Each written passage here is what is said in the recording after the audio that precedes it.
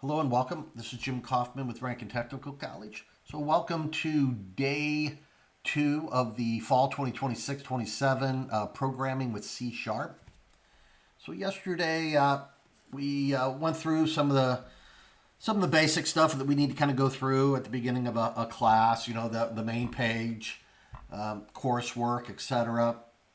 Just kind of moving around inside Rankin. Went through the syllabus. Showed you, as far as tools and resources, you obviously have your book that you access via the Cengage, right? And then we've got these quick guides as well, okay? So them are, two of the main resources. And I really didn't get a chance to do much on the intro to Visual Studio and only really partially got through chapter one. So we're going to finish up chapter one, okay? And part as while I'm doing that and also covering chapter two, we're going to go ahead and get into the Visual Studio IDE, right? The integrated development environment, and talk about how to use it, some settings, and so forth. Okay. I did this morning. I did put a video out for the chapter one written test. Okay.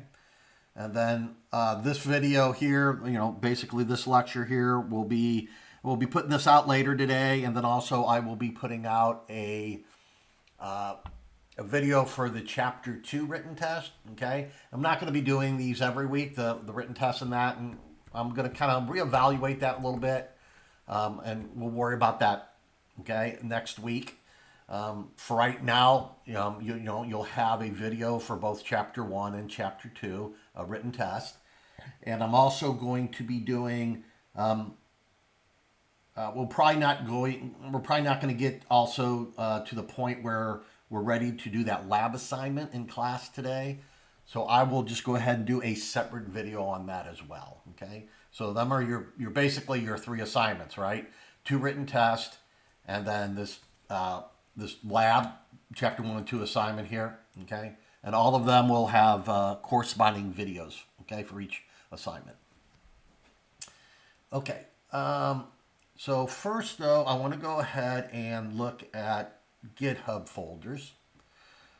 So if you went ahead and set up your environment, and if you set up your environment and grabbed and followed all the steps, you installed Git on your computer, GitHub desktop, cloned the repository, did all those different steps, okay? So you should have that now on your computer. You should have all those folders.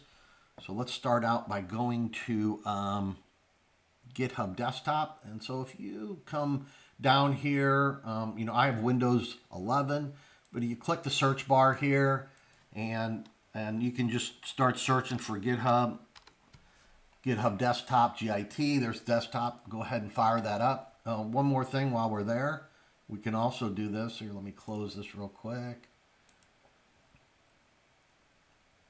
Where's this thing going here?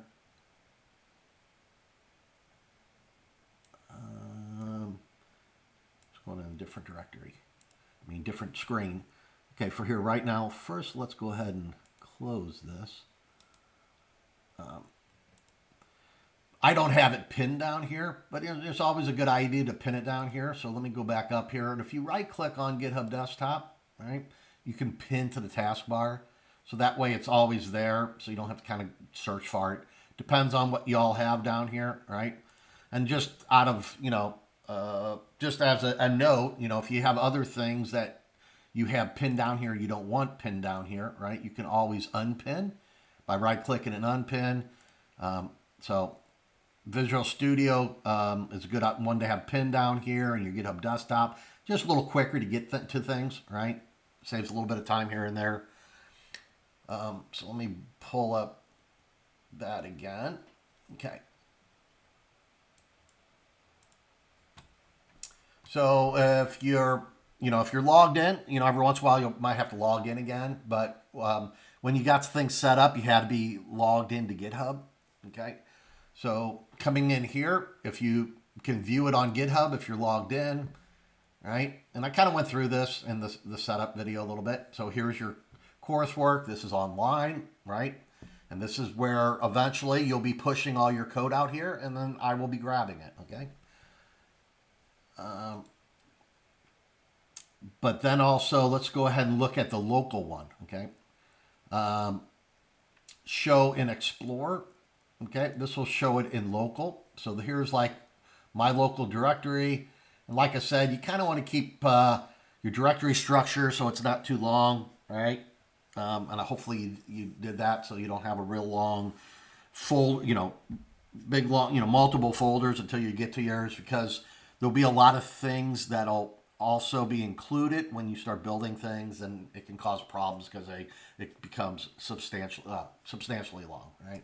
There are some settings to help with that, but the easiest thing is just to kind of keep it closer to your C drive or whatever, right? Your main drive there. So here is the, let me make a quick change here though.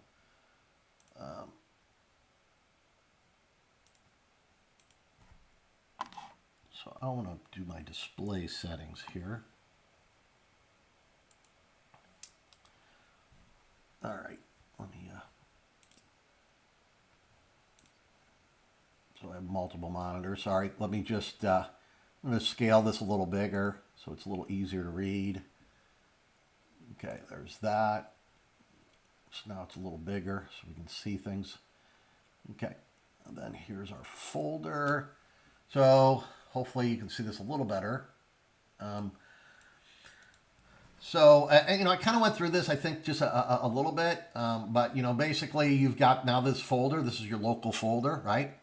And so these are, you'll be making changes within these folders, and we'll be using that GitHub desktop to push your code from your local machine into the repository, right?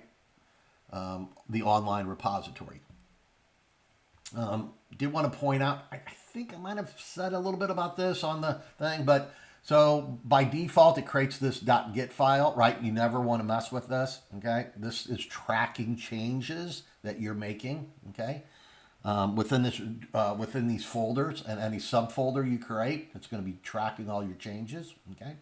And this is what like GitHub desktop reads to try to understand what you're doing, right? What has changed, etc. Right? So you've got these different folders, and kind of want to mention, as you can see, many of them are empty except they have this temp.txt. And the reason for this temp.txt, this is just kind of a placeholder, and the reason for that is when I create for the template, when I create folders and that, if you don't have anything in there, GitHub won't have this. It won't create this folder for you, right? It's only going to create a folder if you've got something in it, right? So that's why you'll see these, and all these different ones, you'll see these temp.txt. Just kind of ignore it, right? You just kind of ignore that file completely and just add your own files as needed. Okay. Here we got labs. It's the same for all of these, right? And the .git ignore, what this thing does is, because there's going to be some files, and I'm going to show you this a little bit later, there's going to be some files that are going to get generated when we start running these programs within Visual Studio 2026. There's going to be things that are going to get created that we don't necessarily need to check in, okay? We don't need to push those because it'll take up a lot of space and it's really unnecessary, okay? So that's what the .git ignore is. It's going to ignore certain things, okay? All right, and we'll discuss this more. So let's just say I suggest you don't try to put too many things in here. Okay, all of the assignments, you're going to go use these different folders. Okay, but maybe one thing we can do, okay, early on in the class here, let's go ahead and create a new folder here. Okay, and so we just kind of practice a little bit. Okay, and we're just going to call this sandbox. Okay, and you can see it's not, so right now this doesn't have anything in it, so it's not even showing at all, right? If if I go back here, it won't even show up as something changed until you drop a file in there. Okay. So once you drop any kind of file in there, it'll show, and I'm going to show you that. Okay, here. All right. So let's just kind of let this sit for right now. Let's get back to our lecture guides here. Okay.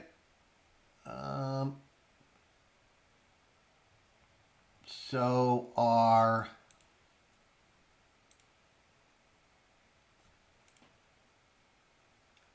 think this is where we left off yesterday.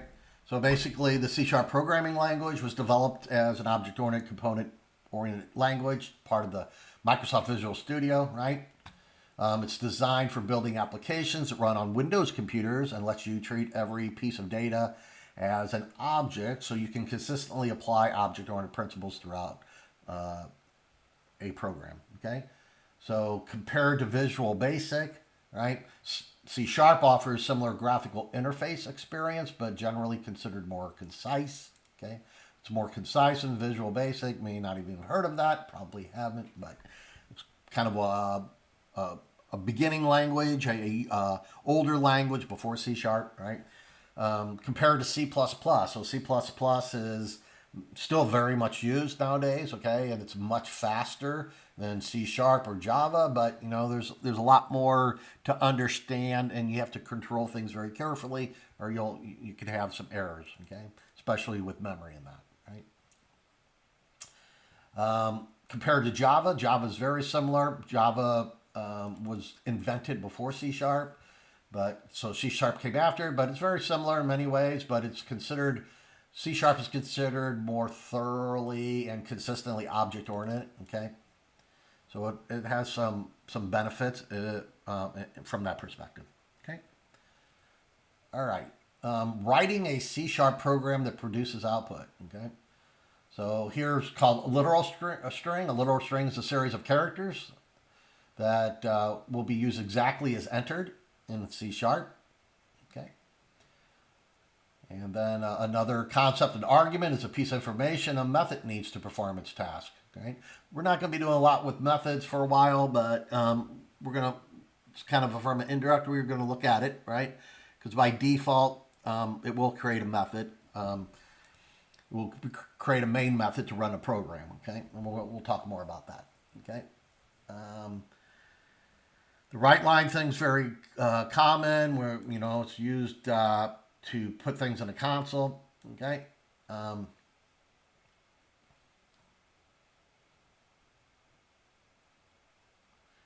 Okay. A method header. So each method. So we're going to look down here. A method has this is the header. Okay. This is a main method. This is kind of an entry point into the program. Okay. And so this is called the method header, right? So static means that you don't have to have an instance of the class. Don't worry about what that necessarily means right now, but you can very easily enter this without having to do, you can just enter right into this program, okay? And we'll talk about that more later, okay? Void means that this method doesn't return anything. Okay, this is the name of your method. You should always start out with the capital M, Pascal case for methods, right? Open and close parentheses, right? And then here's your curly braces, and this is the body of your method, right? This is the body, this is your header, okay? Okay, let's, just for the heck of it, let's go ahead and let's create, so we created that new folder, Sandbox, right? So let's go ahead. I'm going to drop something in there. So let's go to, do I have Visual Studio up? So I'm just going to click Visual Studio. And, it might ask you to sign in. You just kind of want to close that stuff. You don't really need to sign in or anything. Obviously, you're not going to have all these older stuff, right? So it holds on to a history of things you've done. But we come in here and we can create a new project, okay? So let's just create a new project, and we're going to do this in our sandbox, okay? So we have different options here, okay? For the most part, what we're going to be doing here in this course is we're going to be either doing a console app, okay? or we're going to be doing what's called a WinForms app, where we create this graphical user interface. Kind of, it looks like a real an application that's actually running on your desktop. Or we're also going to do what's called MAUI, right? And MAUI can be used across multiple platforms and smaller form factors such as phones. Okay. So for now, we're just going to do a console app. So one thing you need to be really careful about when you choose it, and once you kind of choose something once, it'll kind of show over here, right? But this is the list. And I don't know what yours is going to show right away, so you probably want to start typing in here like this, right? Console app. So one thing you need to really make sure here is when you choose one, you need to make sure you choose the right one. So this, like there's multiple here, right? You want to do the one that has C# in it, okay? Just like this, okay? So like the second one's that's missing, right? And that's the only one that has C#. So we're going to be doing C# programming, right? So you need to make sure you select that one. And then come down here at the bottom, and I think my photo might be a little bit in the way, and click on Next, okay? And then let's call this, let's just do chapter 1 here. And you can do whatever here, right? This is just an example, okay? This isn't for a grade or anything. So we want to do our location though, so that it's important for our location, right? That we go to the right place. And what we can do here on that is we can grab, here is where our code is, and we just can grab this like this and copy this, right? Select that, right click, copy. So we copy that, right? Then if I come up here, I can come up here and copy that right in here, hit enter. There we go, right? So we got this, and then we can actually choose our sandbox as well. Okay, we're going to select that folder, right? So now we're in our template, our repository, our local repository, right? That we're going to be putting all our code, okay? So we've got that. So that's going to be the location, okay? And for now, we can go ahead and place a solution in the project in the same directory, okay? It'll be created right there. That's the name of our project, okay? And then we're going to hit next here. Okay, and so for this first time, what I'm going to do is I'm going to check do not use top level statements. And I'm going to show you what the difference is. So when we check that, okay, it's going to look different than if we don't check it, okay? It's kind of a newer, there is newer functionality that's been available. You know, I don't know how long now, some years, a couple years, but it's still, in the scope of things, a couple years isn't anything, right? So do not use top level statements. We're going to go ahead and hit create here. Okay. And so there you go. So what this is going to do, it's going to create kind of exactly what we're looking at in the guide, right?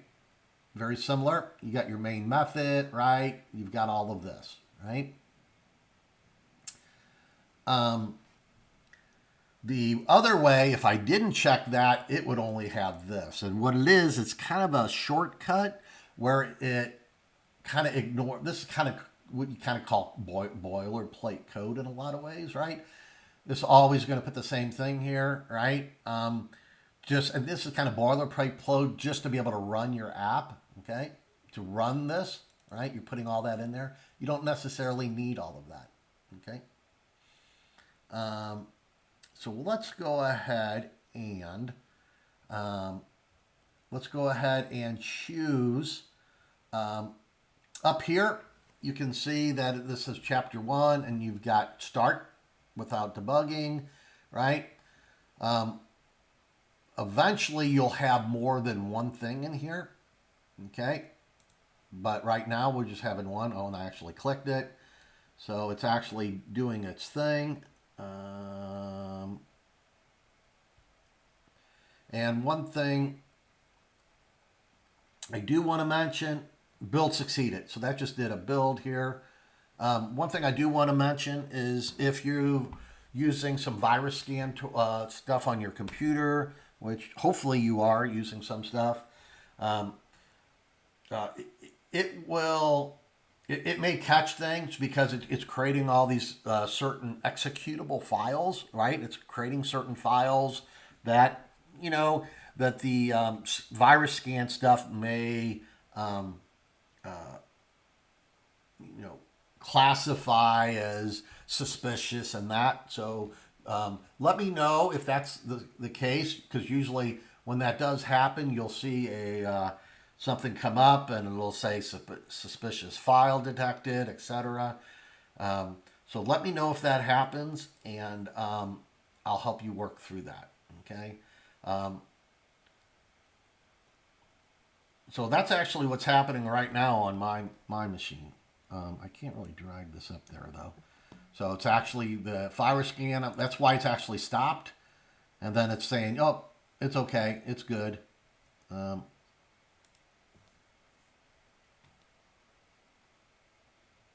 okay,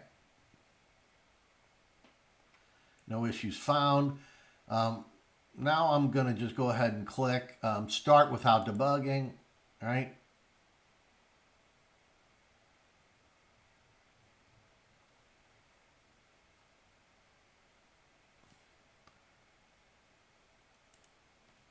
Okay. So my thing here, having multiple screens can sometimes pose a little bit of a challenge. Let me move this a little bit. Actually, let me just run this again. There we go. So now so this is the console. It's running right in console, and it'll print out "Hello World." Okay, "Hello World." Okay, and also now, so what we've done here, and you can come over here on the right hand side. This is going to take a little time to get used to. So it creates this solution and all of these files. Okay, so I'm going to actually go. I'm going to right click on this. It's going to create a solution. Here's your folder, and it creates this program.cs. That is this file, right? And this is kind of all created by default. But here, let's look at this though. Let's right click on this and go down to Open in File Explorer. Okay, so this is going to go exactly where this was all created, right? So this was our coursework. This is our sandbox, right? And then it created this chapter 01, right? And so then here's all these files, right? So these are created by the .NET platform. So you can just basically it's an environment type stuff, so you can actually run your C# programs. Okay. But you'll see something else interesting as well when we go to GitHub Desktop now, right? So now you've got some new code in here, right? And that's what Git is all about, right? It's tracking everything, right? Even though we just created the sandbox, we didn't have anything in there. Once we drop some files in there, GitHub Desktop is going to pick that up. So let's go to GitHub Desktop now. Back to that. And as you can see, okay, here's these files. So one thing you'll kind of notice, and I was mentioning just a little bit ago, that there's some files that get created that are not necessary for you to check in, right? And it's all these ones over here on the left, this VS, that's for Visual Studio, .vs, the bin file, the object file directory, I'm sorry, not file, the bin folder, the object folder, and this .vs folder. These are needed to run this, okay?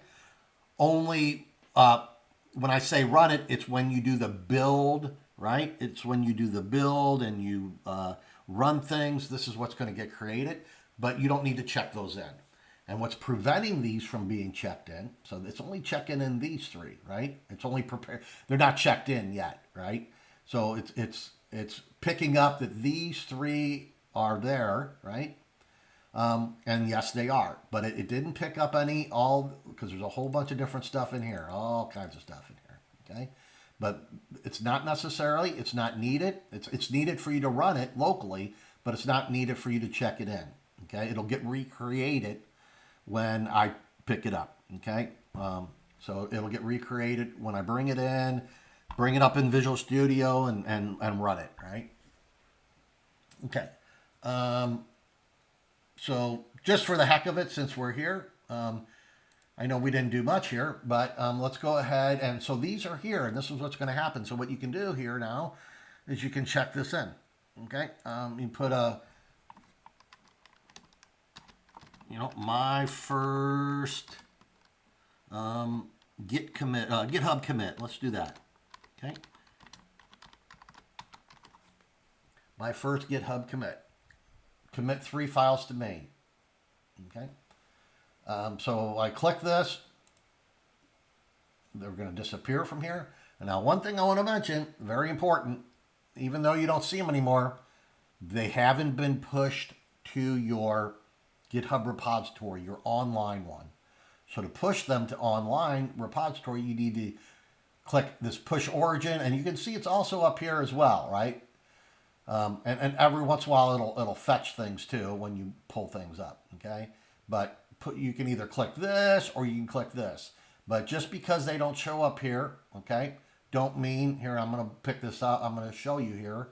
I'm going to come down here on the right hand side where view on GitHub, okay, and I'm going to bring that up real quick. And as you can see, this is all the original stuff. Well, it depends on when you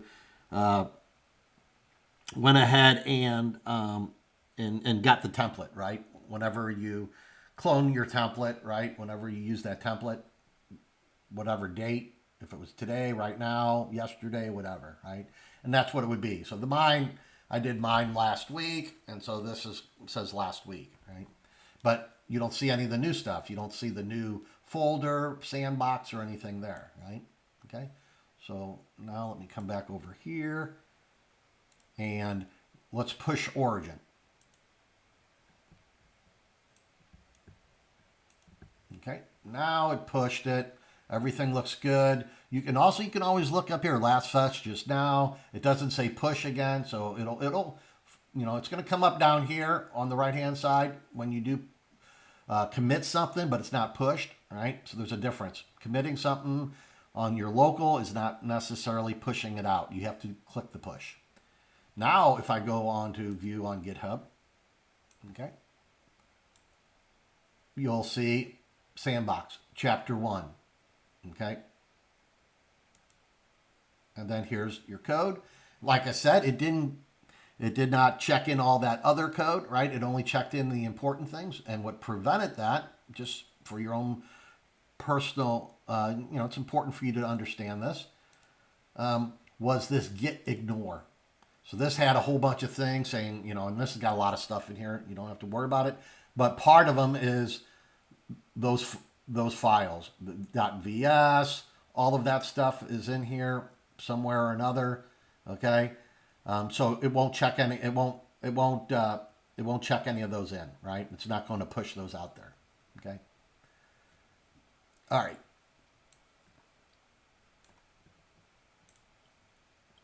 So that's that. All right. So where are we at now? So what did we just accomplish? Well, we created a new console app, right? Just a basic one. It says Hello World, right? We click it and see it execute, right? It pops open a screen and prints out Hello World, right? And then once we change anything in our directory structure, right? Change anything in our directory structure, GitHub Desktop's going to pick that up and say, hey, you got some new changes, right? Now, you don't have to check things in every time you make change or anything, right? But you also don't want to go too long before you do that. You can always, come back and change things and push new stuff on top of it and everything else, okay? It is important, really it's all about the fact that, you don't want to trust that your computer, what if something goes wrong with your computer, right? Your computer breaks or unfortunately got stolen or something, and it's gone, right? All your code's gone, right? And you know, in a real world, you work for a company, things go wrong with computers too. Same thing there. You know, computers break, something goes wrong with it. You know, people have their computers with them, and sometimes they get stolen too. So you know, you don't want to have all your code. You wrote some code, and you know, you want to make sure you have somewhere that you know you can grab that code later if you need it, right? So that's the whole idea of using those GitHub repositories. Okay, so we're gonna drop some other stuff in here, okay, throughout, just so we can kind of take a look at some things, right? So that was obviously this namespace. Depends on what you called things, right? It just created the namespace itself based on, let's see here. Helps if I click the right thing. CH1, because I put that in there, right? So, so real quick here. Well, here, let's wait for the next example here. Let's start going through some more of the stuff. So we're talking about identifiers, camel casing. So when you, there's different casing conventions, okay? I wouldn't worry about the verbatim identifier. There was a question in the written test, but that's not high on our priority list. But camel casing, so camel casing is used in certain circumstances and Pascal casing for other, okay? Pascal casing is when you use that for writing methods. Camel casing's used for, as far as from convention standpoint, for variables, okay?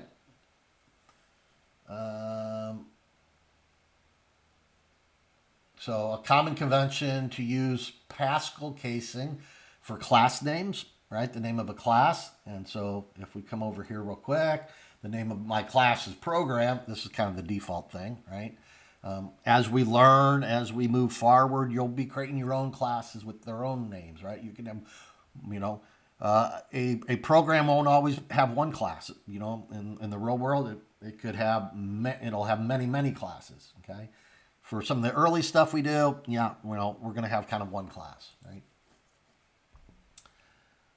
We talked about yesterday a little bit about the keywords and stuff. There's all these different keywords, so you cannot use these keywords.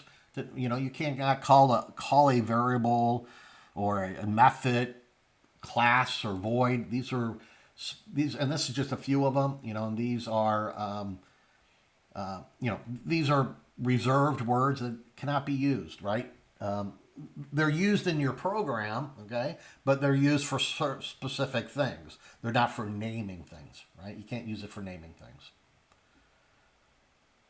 Okay, adding comment.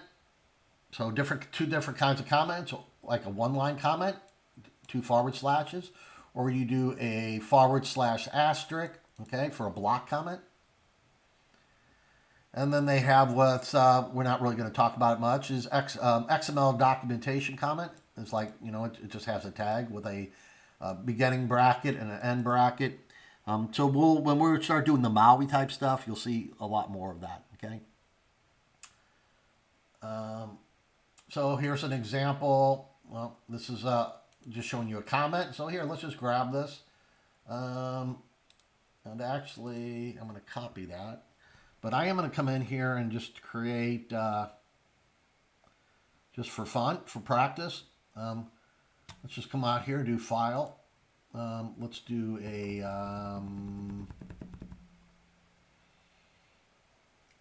you know, I think probably the best way, I don't want to, we're going to do a new project solution here, okay? Same thing, we're going to just do another console app. So right now, this week, your lab assignments, we're just doing console apps, okay? You don't have to worry about anything else. The important thing, always make sure you got C# here, right? If you don't, after you do one, usually it's going to have it over there, okay? And it says C# here, but just in case, you know, you can start typing, right? Make sure it's the C# one. You choose that one, come down here on the bottom, you got a little next button right by my image down there, right? And so let's call this one We're going to put this under sandbox 2. Let's just call this. This isn't necessarily how we always want to do things. I'm just kind of want to teach, want you to learn to check in a little bit of code and show you kind of the differences between some of these settings. Okay. Create a new solution. We'll place the solution in the same thing. Okay. And we're going to go next here. And now instead of selecting this one, we're going to skip that one. Okay. So I'm just going to show you what it looks like differently. Okay. So let's go ahead and create. And now all it does is that you've got that hello world, right? You've got that hello world. So you don't have all the other stuff, the main method and all that, okay? So what this is kind of a shortcut to doing all that, but it's kind of important to understand because I guarantee, you go look at some code from some company, most companies, you're going to, especially if they're a big shop that uses C# and the .NET platform, you're going to see a bunch of code that's going to have all of that other stuff in here, right? It's just kind of bypassing that. It's kind of boilerplate code. Says, I understand what you're trying to do here. We're just gonna execute this as if we had everything else like that there. Okay. So I'm just gonna go ahead and hit the enter there, and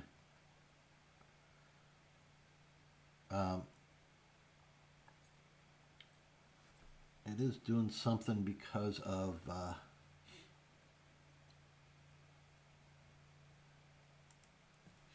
okay, and so now it popped open. This is a console window, right? This is a console app window. This is what it pops up. It's kind of same. It says hello world. So it still worked, right? Just don't have all that boilerplate code there. Okay. And once again, like I said, because I'm having, and it's different for different kinds of virus scan software. So I don't want to just show you what I'm using because there's different companies that do it. But if you have a problem where it's always complaining, let me know. It'll sit there and it'll pop up something that's like suspicious file, and it's going to check it. It'll take a while, and usually it's going to say, yeah, it's okay, right? But it is a time-consuming thing. So let me know if you got that problem, and I'll help you get past that. Okay, but there we go. Now we got this hello world. Okay. And now once again, we go here and go back to our GitHub desktop, and I'm just showing you this for your own example. Now you got code out here again, and I'm just going to say my second commit, my second GitHub. And like I said, you're not really going to do this each time you do anything. It helps if I'm spelling some stuff right here. My second GitHub commit, and I'm just going to commit these 3 files. Now we learned we need to make sure we push origin, right? Push origin. We're going to push that origin, and it's pretty fast. View on GitHub. We're going to come out here, and then we come down here. And before you see in the sandbox, it had a / of chapter 1. If you only have one directory, it's going to kind of show that directory. But if you end up having a second directory, it'll end up just showing that sandbox there. And then there's my second GitHub commit, right? There's all your code, right? So we won't be doing this a lot. I'm just kind of showing you an example, just to kind of get you started. And then when I'll do a video on the lab assignment, and that's when we need to make sure we have that in the right folders. Okay, we're going to create that in a certain folder for our lab assignment. So since we're here, for our lab assignment, we will be creating that in our labs folder. Okay. So probably chapter 2. It doesn't matter chapter 2 or 1 or 2, but you might as well just put in chapter 2 because it's for chapter 1 and 2. You're not going to have a lab for both, but it'll cover both. But this is where we'll actually create that. Okay, so we'll end up creating our creating our code right in this, just kind of like we did the sandbox, but for our lab assignment, we're going to create it in there, right? And it's kind of really important. It's really important to create things.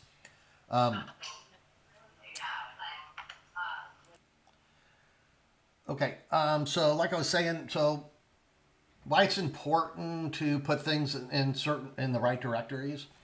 So when you're working at a company, there's usually a process. When you're working on a project, you're usually sharing code base. You might have 10 people, 10 different people working on your team. You're sharing the same code base, okay? So look at this as being, this is your code base, right, for the class. But, in the real world, you're going to have a project and you'll be sharing the code base, right?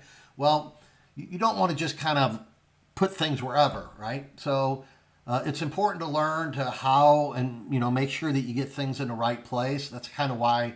Well, it helps with myself as an instructor for grading, and it also helps you so you don't get confused where everything is, right? And I know early on, there's can be some confusion. It can be kind of difficult, right? It takes you a while to get used to it, but you really need to learn how to get things in the right directory because usually you're going to have some kind of a process that picks up code because picks up code, it compiles it, it deploys it, it does all these different things. Okay, for us as students in a as students in a course, kind of a little bit different. Okay, but I'm just kind of making a point.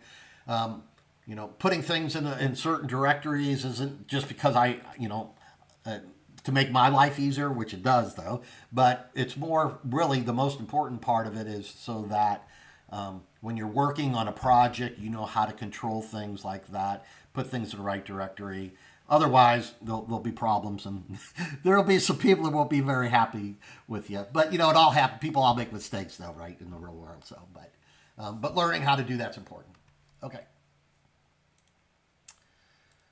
So, what did we do? Okay, here I just want to check that in just to check that in here, and I'm gonna just drop some things in here, and you can do the same thing, and as well as maybe some questions in the test, right? When you start doing these tests yourself, you can always drop these, right, in here or something, right? Just to take a look at it. So this is a comment. So this is just telling you hello, future developer, and this is a one-line comment. But sometimes you're wanting to do multiple lines. Okay, you're wanting a whole block of a whole paragraph, some explanation. That's how you can do that, right? You use the / asterisk and end that in a / asterisk. Okay.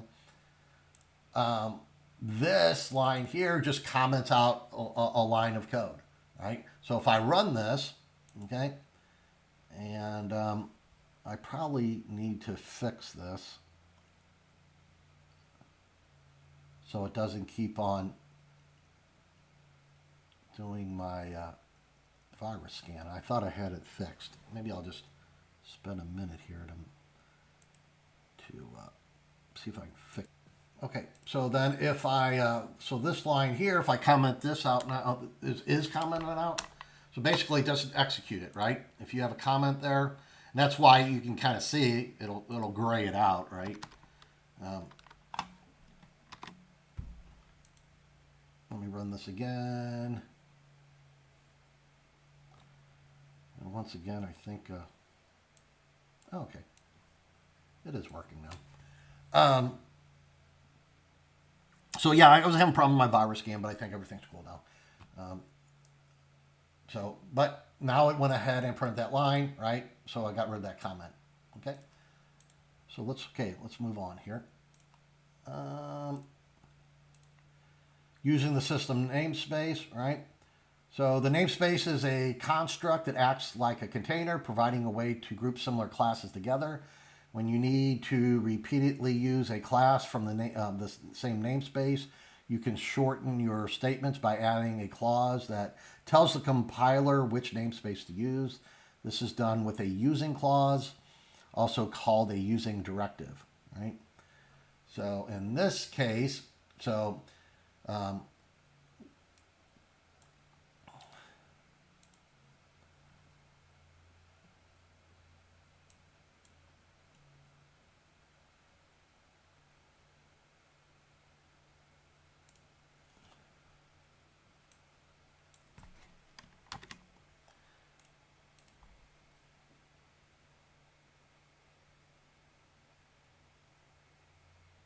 Okay, so this is kind of, but and this is good, from an error perspective, just so you kind of get used to things. So this is saying, hey, whenever you see the little red lines, hover over that. Okay, so here it's saying,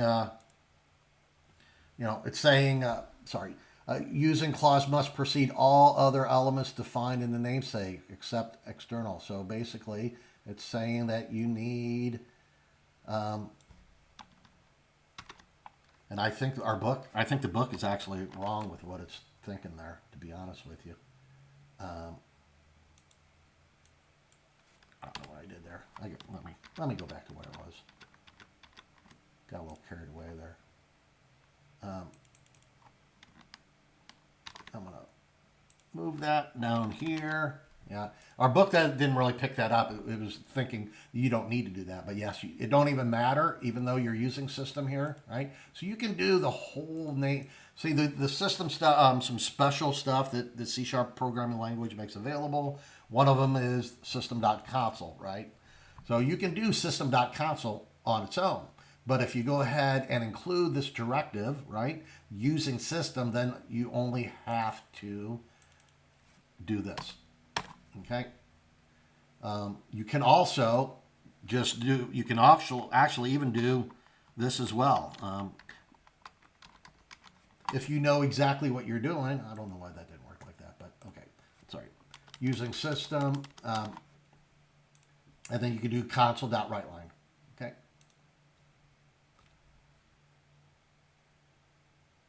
So, important. You should always, if you're going to be using the console, you should always do using system. Okay, just so it kind of reminds you what you're actually doing there. Okay, all right. Let's see. Let's not worry about compiling and executing from the command line. Okay. This is something we'll do some. You'll be using the command line stuff. That's where you. And I'll just show you how to get to it though. Your book kind of shows it, but typically in past classes, we never dealt with that at this point. Not that, learning command line interface is very important, but it's not necessarily. So if you go up here to tools, down here to command line, right? You'll have this terminal here. You click on terminal, and then you can actually compile your code here and execute your code right here as well. Okay. But a lot of things we're going to be doing very quickly here. It's not going to be beneficial for the command line type stuff. One thing I should have mentioned earlier that I didn't is some of these settings that you might not have depending on how, and you accidentally might do things here, right? What happens? You click the wrong stuff. You lose the wrong stuff, and then you're here and you're like, what the heck? So if this is the case, and this will happen to you, come up here to view. Okay, view is a very important one. Okay, view is probably going to be one of the most important ones for you, especially the different panes that are, because this is a very complex integrated development environment. Not that we're going to be using a lot of the functionality, but we're going to be using enough of it that you need to understand how to position things and how to use it. Okay, so the Solutions Explorer is very important. Okay, you kind of want to have that on the right hand side, so that's going to list the different files, etc. Okay, so I'm going to click on that. Okay, and another thing is you've got this little unpin, right? Pin. You want to make sure that you always have that pinned, because otherwise, it's going to disappear, right? So go ahead and pin this, and so you've got it here, okay? Clicking that little pin. You unclick it, it's gone, right?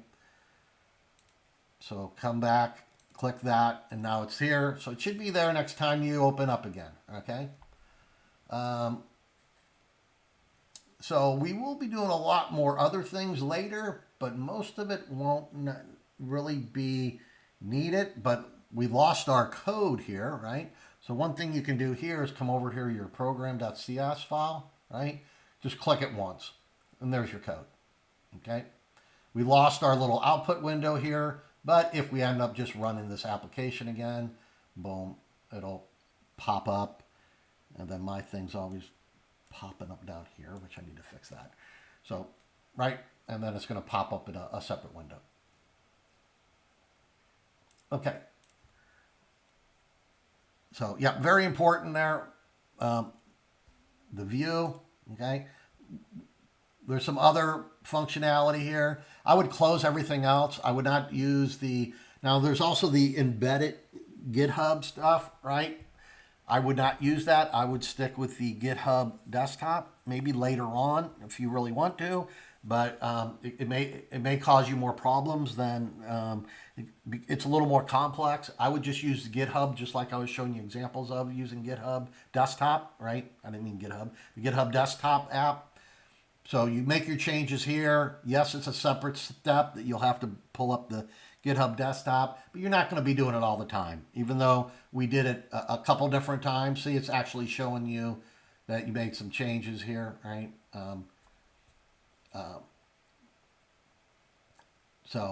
But you can back out your changes. But we'll talk about that more later, okay?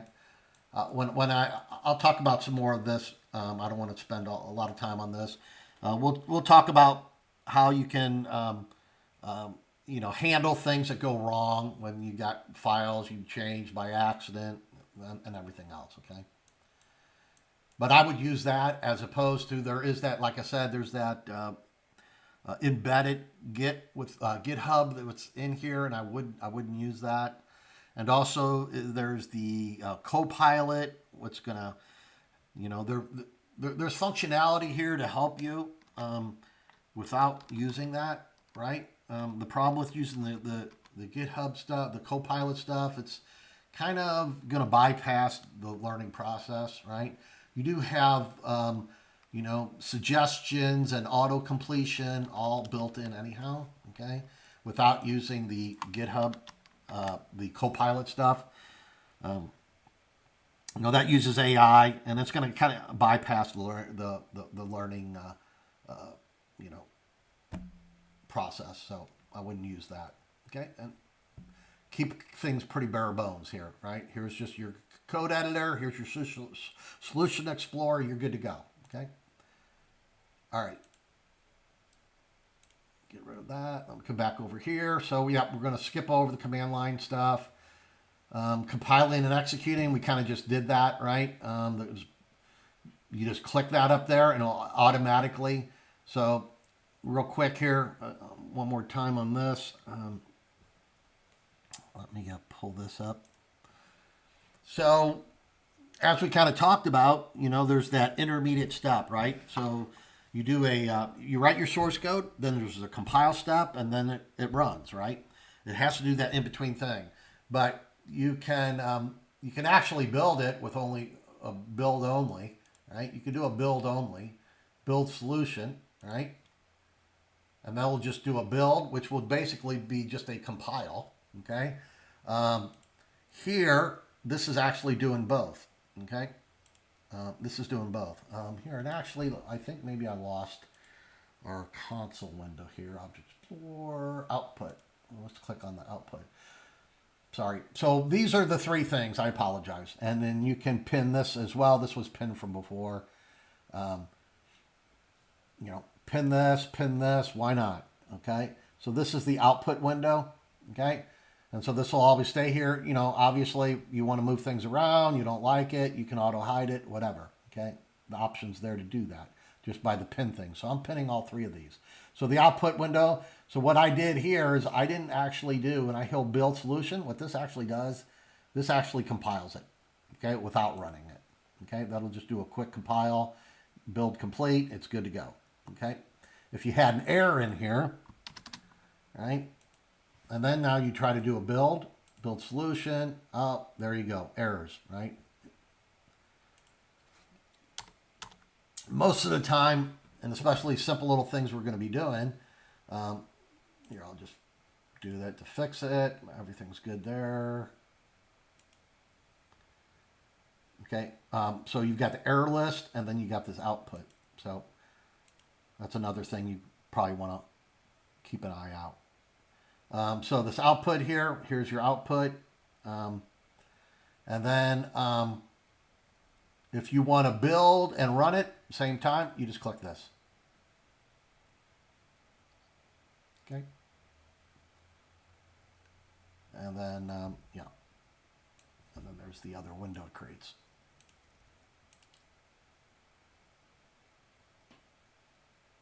Okay. So let's get back here now. So syntax coloring, right?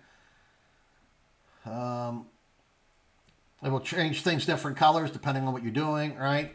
Statement completion, suggest automatic completions, right?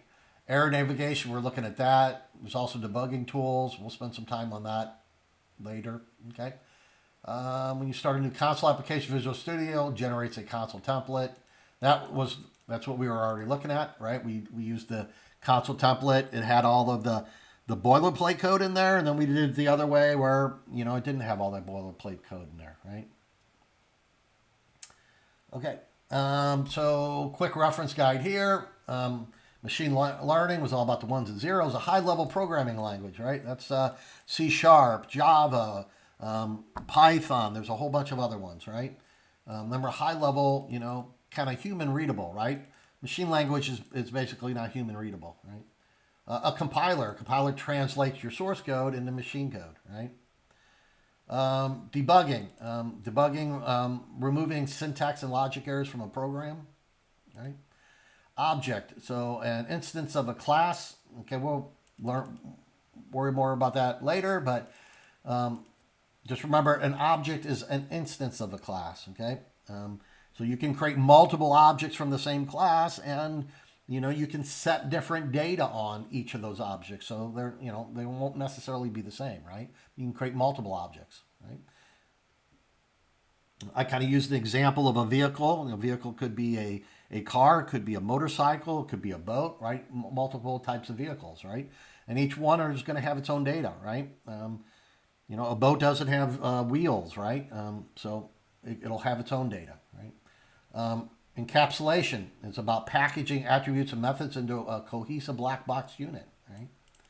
Inheritance, so you can actually inherit. So like we can have multiple, and it kind of was a bad thing, example with the object stuff, but you could have a, when I was talking about the vehicle stuff, you can have a vehicle class, right? And then you'll have a different class for your car, a different one for a motorcycle and boat. There'll be different classes, and they'll inherit from the vehicle class, right? The vehicle class will have some certain things there that are you know, similar to all of them, right? But you know, especially when you get to boat, that's a lot different. But you know, maybe like a car and a motorcycle, you know, they both have wheels, right? There's some similarity. They both drive, they both brake, right? You know, boat gets a little different, right? Not that you can still do the same thing, but you know, it is quite a bit different, right? But you know, an inheritance, you have a vehicle and a boat and a car. They're similar enough, but they'd have their objects, right? And they'd be a little different. Polymorphism, okay, we'll learn more about this later. This is same name methods act appropriately in different objects. It'll work differently in different objects. Takes a while to understand that concept. No worries on that, okay? Application class, the class that contains the main method, right? So the main method is kind of your entry point into the program. You know, you can't run it. You can't run it without having a main method, unless you know if you don't select those high levels when you create it, it will not create that main method, but under the hood it's still there. Okay. Literal string is characters used exactly as entered, right? You just hello world, right? That's kind of that's our literal string, right? Console.write log, how we can output and moves the cursor to the next line. Okay. Identifier rules up to 511 characters. So you can make variables very long. Most of the time you would never want to do that, right? 511 characters. It needs to either start with a letter or underscore or a @ sign, and that's for the verbatim stuff. Just know that @ sign means verbatim. We're not going to worry about that right now, right? Little too complex at this point. Okay. All right. Camel casing. Camel casing is where you've got the first letter is going to be lowercase, then all subsequent words are going to be uppercase. Pascal casing, every word's capitalized, including the first, right? A line comment, 2 forward slashes, okay? A block comment, forward asterisk, right? Then you've got your namespace, okay? It groups similar classes together, right? Like using system has multiple different classes that are available to use. Console.WriteLine was one of them, right? But there's others as well, okay? So that's a namespace. But you can also have your own namespace where you have multiple classes under your own namespace as well, right? Compiling command line, we're not going to worry about it much, but you use CSC, which stands for C# compiler. C for C# compiler, right? Compiles .cs files, right? .cs files is for C#, right? And it compiles them into an executable program. The IDE Advantage, syntax coloring, statement completion, and built-in debugging tools. Okay. All right. So let's get into guide number 2 here. All right, variables. So what is a variable? A variable is a name location in computer memory, okay, that holds different values at different points in time while a program runs. Okay, before you can use a variable, you must declare it. Okay, let's just drop this in here. We can drop a lot of stuff in without having to actually even use it or run it necessarily, but we can just look at it as well. So I'm just going to get rid of that. Put this in here. So here, okay. So the green thing's just saying basically you're not using that, right? The variable appcop is assigned, but its value is never used. So when you see that green stuff, it's just saying, hey, kind of a warning, right? You're not using it, right? So, we can always do let's do using system up here.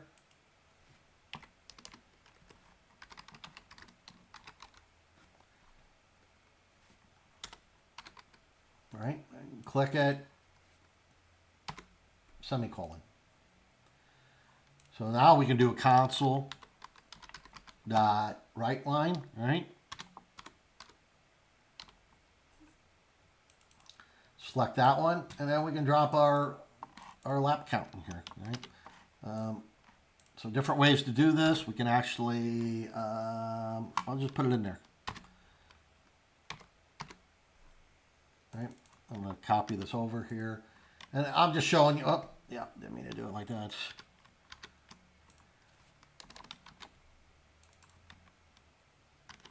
So the green stuff's just going to go away once you start using it, right? Now, one thing here, so you got int lap, so you're creating an integer called lap count, right? So it's an integer. It's not going to have decimal places or anything else. So you can create it, right, without assigning it a value, right? You don't have to assign it a value, right? So let's look at that a little bit. A variable declaration names a variable and reserves storage for it by specifying its data type, okay?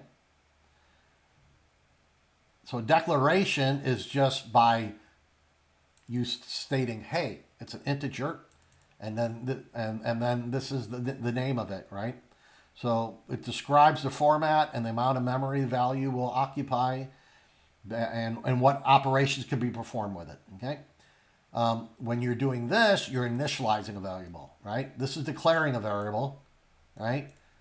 This is declaring a variable. This is initializing the variable. Okay, this lap count. This is doing it all in one step, right? You're declaring it and you're initializing it. Now it all depends on what you're doing. Sometimes you know what the value is, all right? But there's other times you're going to be writing a program where you don't know what the value is, right? So you'd be doing things differently, okay? So assigning a value to a variable at the same moment is declared. It's called instant initialization, right? And so remember the equal sign is the assignment operator. Okay, it doesn't, right? So you're assigning something. You're not saying is this equal to something else, right? This is an assignment operator, right? You're saying that lab count is now 0 when you use one equal sign, right? Now, a literal constant is a value, right? Such as, well, up here, 58 was a literal, okay? It's not a string literal, but it's a literal. It's a literal constant. It's a value such as 58 or finish line, right? Where's finish line? No. Okay. So just telling you. So written directly in your code. A name constant is an identifier that represents a value that cannot change. Okay, a named constant cannot change once it's set. Right. So here, let's grab these. These are both named constants. Let's just grab the first one. Okay, let's drop that right in here.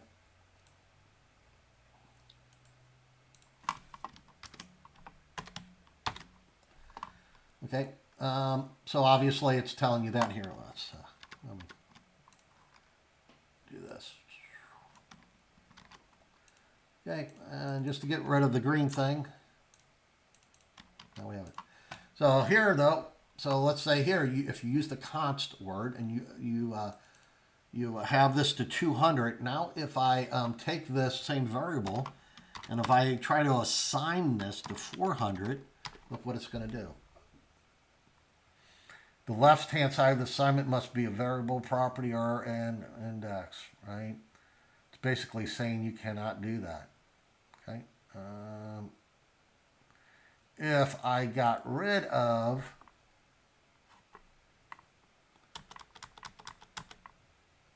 now all of a sudden it's happy. It's because it's not a const, right? Once you put that this means a constant, means you cannot change the variable. But there's a lot of times you want to change the variable. It depends on what you're doing, okay?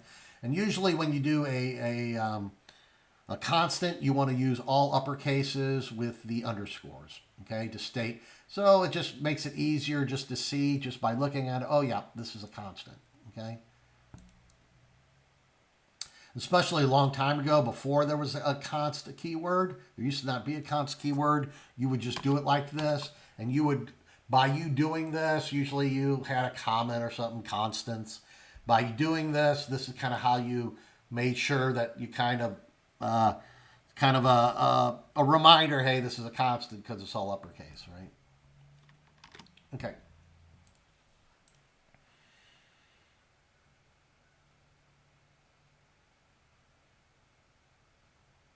By convention, many C programmers write the name screaming caps, right? All uppercase with underscores between the words. That's what I was just referring to, okay? Once a value is declared, const is immutable, okay? Immutable means it cannot change, right? Immutable. Once a value is declared, it's immutable. It cannot change, right? Now, obviously, you can change the type. If I get rid of the const keyword, yeah, then you can change it. But, just basically, if you've got something defined as a const, you cannot change it. It's immutable. So you only want to use const when you basically know this never needs to change, right? Data types. So C# is set in built-in intrinsic types called simple types, okay? Each with specific size and range, right? They fall into 3 main families: integral types, floating point types, and Boolean types. Okay, integral, floating point, and Boolean.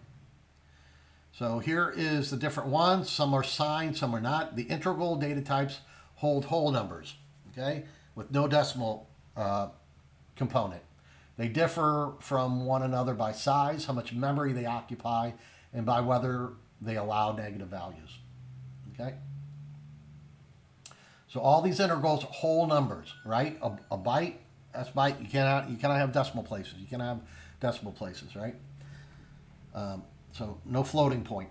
Some are signed, some are unsigned. Okay? Only positive numbers here, right? Here you can have a negative number for an S byte, right? And that's what that S stands for, signed. S, right? Short's just a smaller number than an integer. Usually, short came along later. Int's been around for a long time. Int was 32-bit, and then they came along with short, saying, let's make one that's smaller because we're using a smaller number. Where does this, why do you care about some of this? Well, you know, if you're creating a very complex application that's very memory intense, right? Memory intense, or, you know, maybe some very sophisticated scientific application where you've got lots of numbers, lots of memories holding on to this stuff. You want to use the right type for what you're using. Okay, you don't want to take, because otherwise you're taking up. If you're just going to use, you know, if you've got something that's going to only be the numbers 1 through 10, right?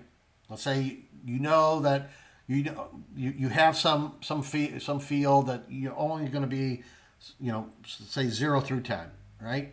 Well, no reason to use an int, right? That's a much bigger number, way big. You know, that when you say int, you know, C# is going to automatically allocate so much space for that, right? It's going to allocate a lot more space than it needs. Okay, so that's kind of the purposing behind all of that, right? Okay, so these, just so you know, these all have, some are signed, some are unsigned, right? You don't necessarily have to remember these right away. Within time, it's a good idea to understand these, okay? Things take a while though, right? A chart is just a single character, right? Just a single character. Okay, so you got uint and ulong are unsigned. They cannot legally hold a negative value. Okay, and you just get a compiler. All right. Okay, so when you type a whole number constant such as 58 directly into C#, the default data type is int unless you specify otherwise, right? So it's saying here, kind of what I just mentioned, choose the smallest integral type that comfortably fits the values, okay, of a variable will realistically hold, right? So a byte, for example, is well suited for something like a person's age, right? Which will never need a large range or a negative number, right? So you want to kind of match things up to what makes sense, right, for the data you're trying to hold. Digit separators. So C# allows an underscore as a digit separator inside a numeric literal, okay, purely to improve readability. Digit separators are ignored by the compiler and do not change the value in any way.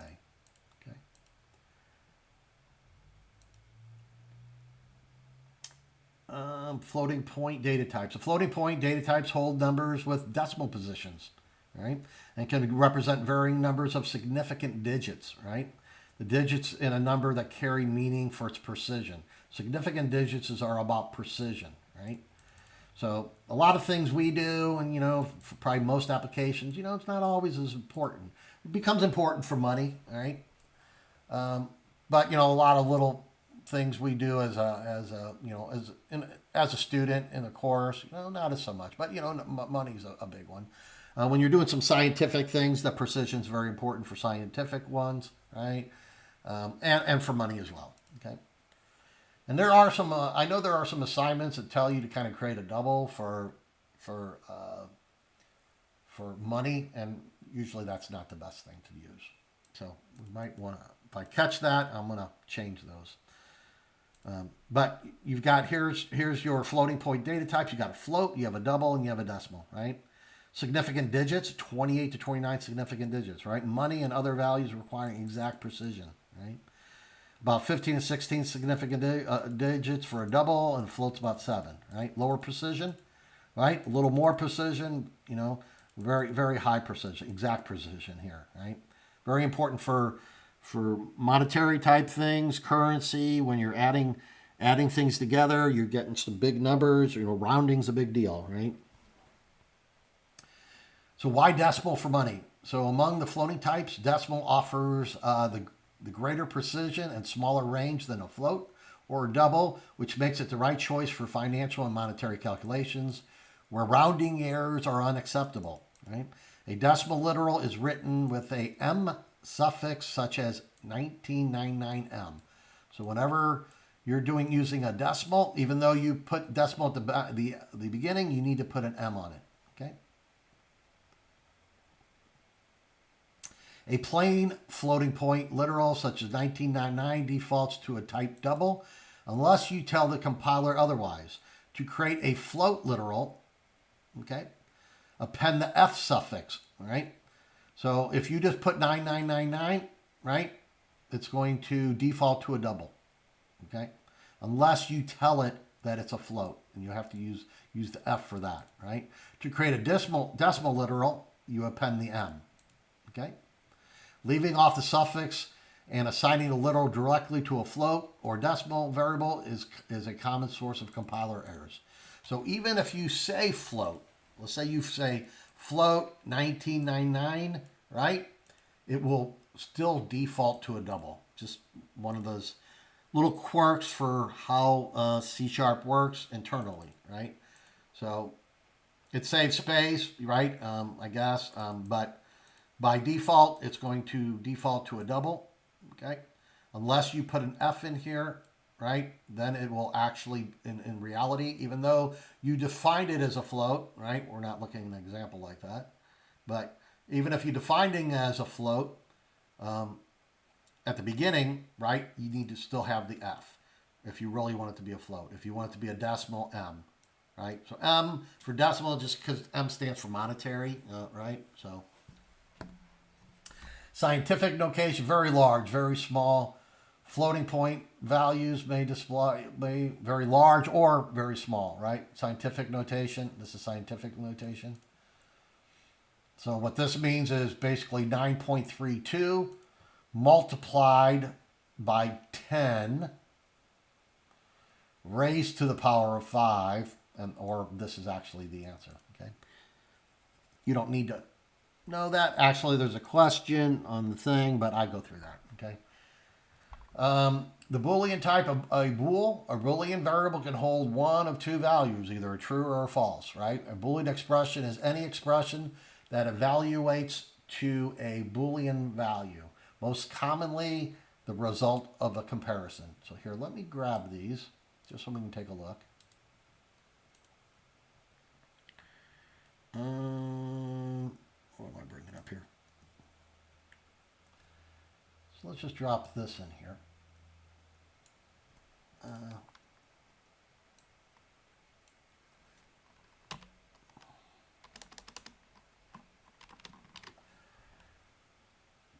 All right.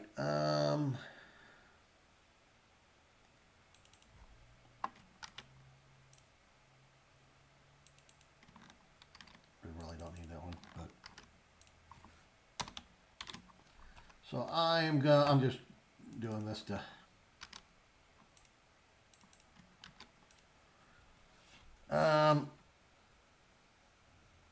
so time finish.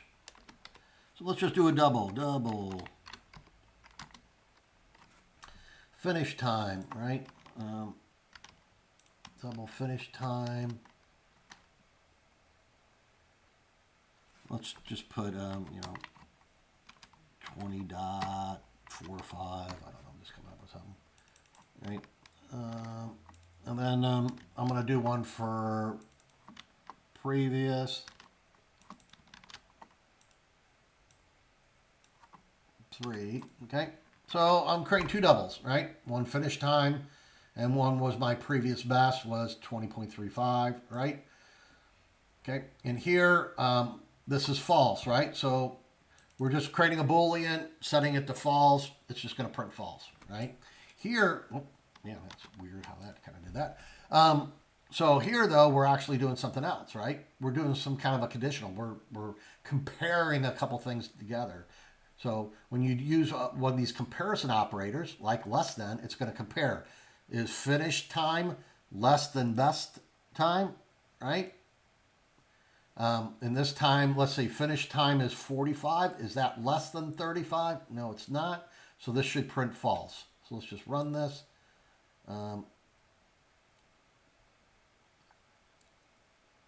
And I love how my things... So false and false, right? If I, if I change this now, let me make my finish time less than. I'm going to make it 25 here, right? Now, right, should return, is finish time less than previous best? Yes, it is. This should be returned true, and it will take the what's returned. It's going to do this comparison, and what the value is, it's going to put it in here, right? So the first one's going to be false, which was right here. The second one should not be true. So let's run that, and I'm going to run this, and then here's the answer for that: false and now true. Okay.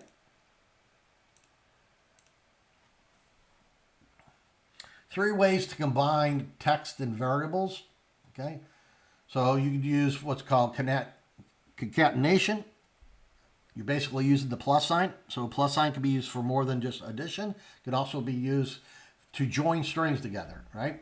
Then also there's, you can use placeholders. They always keep on making things just like everything else in the world. You go to the grocery store and, you've got like, years ago, don't want to date myself, my age, but, years ago, you only had a small, small amount of choices for things, right? Nowadays, you can go, there's like, which one? Like, go down an aisle to get coffee, how many, 50 different types of coffee, right? So, same thing here, used to just everything used to just use concatenation. Then they came up with, placeholders and string interpolation. So different ways that you can embed, embed things within statements and stuff, right? So let me just grab this, and yeah, this will probably compile and everything without changing hardly anything here. Okay. Control Alt, delete, V. Okay, so here you've got a you've got a string called racer name, Maya, right? Finish place number 3, an integer, right? And once again, it depends on how many integer, probably not necessary for something that's going to be how many things, even if you had 200 racers, right? You probably don't need an integer, but that's okay, Not a big deal.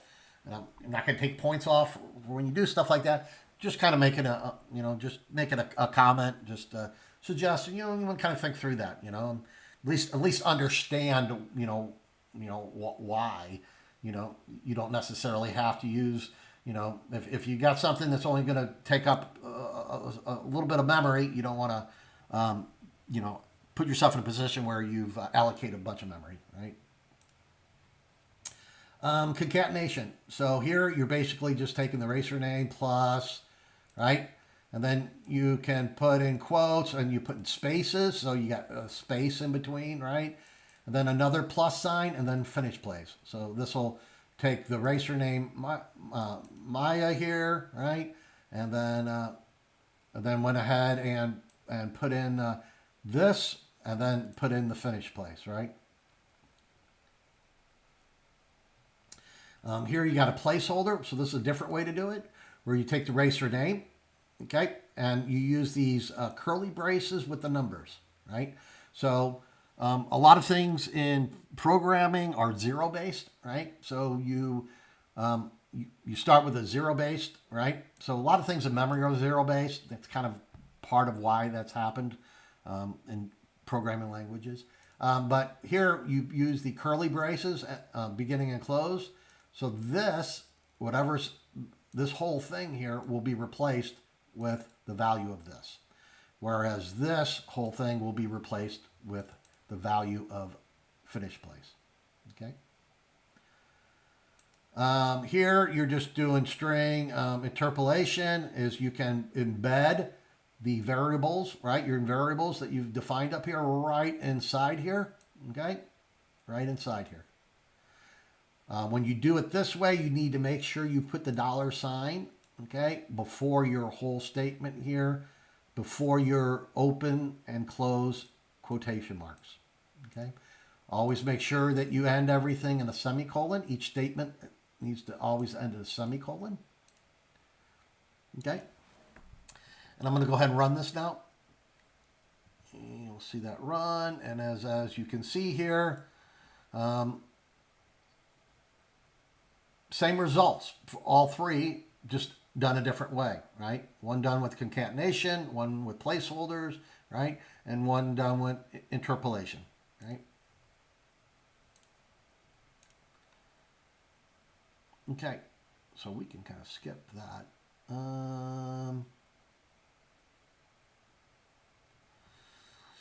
Alignment. A placeholder can include an alignment component written like this, a positive with, right aligns with the value within a column, right?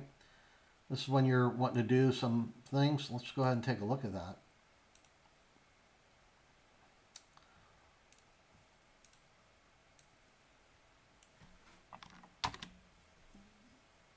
Okay.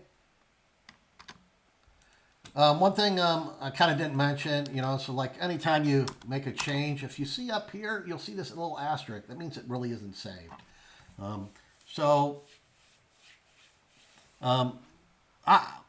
Later I'll actually show you some ways that there's some other ways within the editor you can set things up and automatically save. I've always been, I'm kind of maybe old school and stuff. I always hit the Control key S. Will save everything, and I just do it out of habit all the time. Control S saves. So just letting you know. And even if you don't save it, it's still gonna run. Right? It's still gonna run. If you drop something in there and didn't even save it, it don't mean it won't run, right? So here, let's just do this. Let me comment this out. Well, here, let me run this first. Kind of switching things here. Here's got yes, no, right?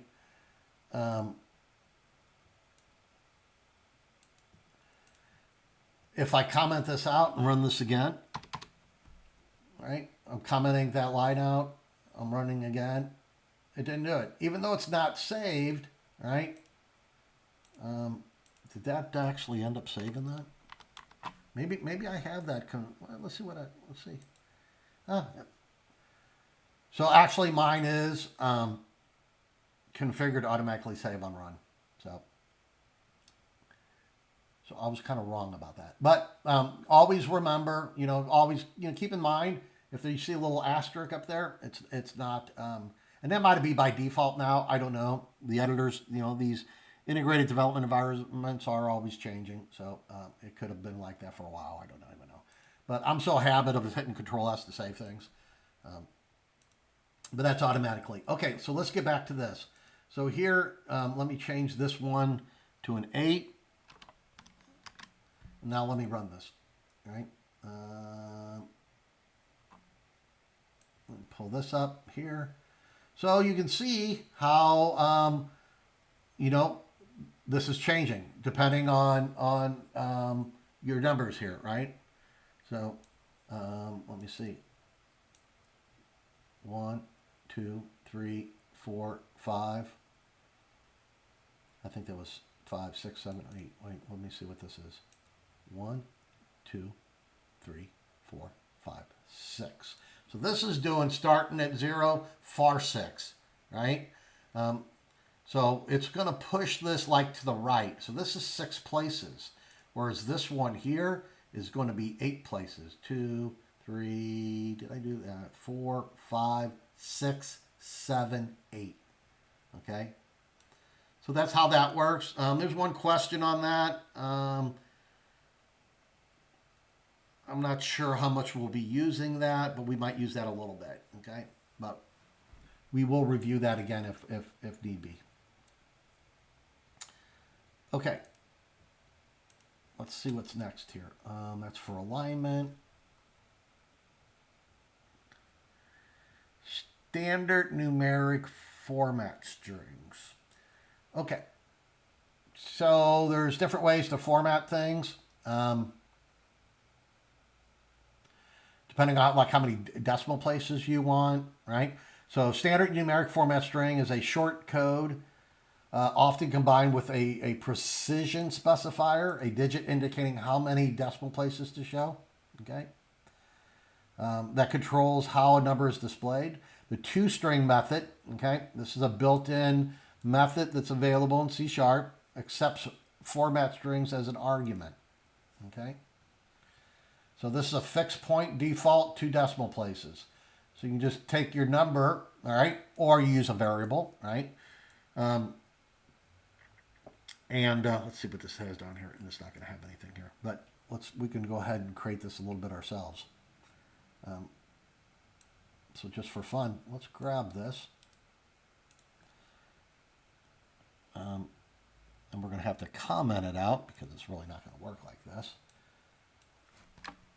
Let me make some spaces here just to get that out of our way. And so what we're going to do is just put a comment here. Okay. I'm just commenting this all out because that's not really going to work like that. Okay. Oh, but this will. Let's see here. Let's do using system. Right. And then let's do a console dot write line, right? And then in there, and whenever it's got a suggestion, I messed that up, but you can always hit the tab, right? And sometimes it'll put stuff you don't want in there. But if it's ever a suggestion, you hit tab, it'll put that in there. Okay. So in this case, let's see. I do think this will work. Yeah. But generally, you're not going to be doing a number like that, okay?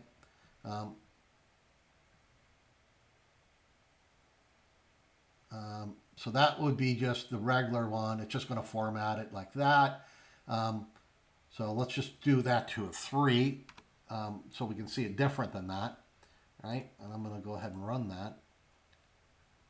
And then there you go. 990, just like it's stating here on this one, right? But usually what you're happening in the real world, you've got some kind of a variable, right?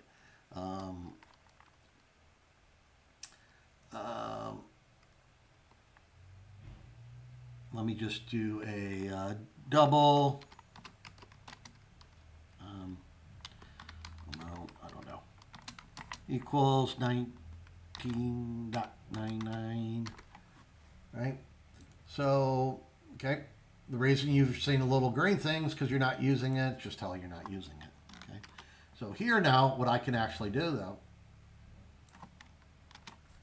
is put amount.toString. So here, and this is more realistic. You're not usually going to be dropping something like this in there. Usually you got, you're doing some work, you're doing some kind of business application, some other application. You've got some value and you're wanting to format it, right? So here you've got amount, and now amount points to this, and you just do amount.toString for that, right? It's kind of a little bit more of a realistic way to do that, okay? And there you go, same thing there, okay? Currency for C. So yeah, let's do a C here for currency.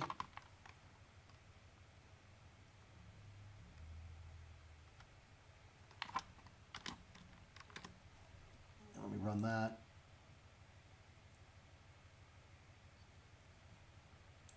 Pull that up here. So it'll automatically put a $sign in there for you, okay? Since you're formatting for currency. So that's nice. And instead of having to do something else where, you might have to, purposely put a $sign like this so that, things like this is what you used to have to do, things like that, plus, whatever. Then you'd have your amount, right?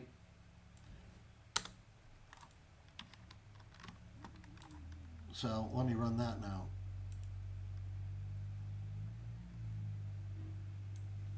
Same thing, right? But, little slicker way to do it, right? And once you get it to a certain point, then you can kind of work on multiple different things as well. All right, so that's that. I wouldn't worry about that one. I don't know. Oh, yeah, 1,000 separator. Yeah. So that'll put in the comma, right?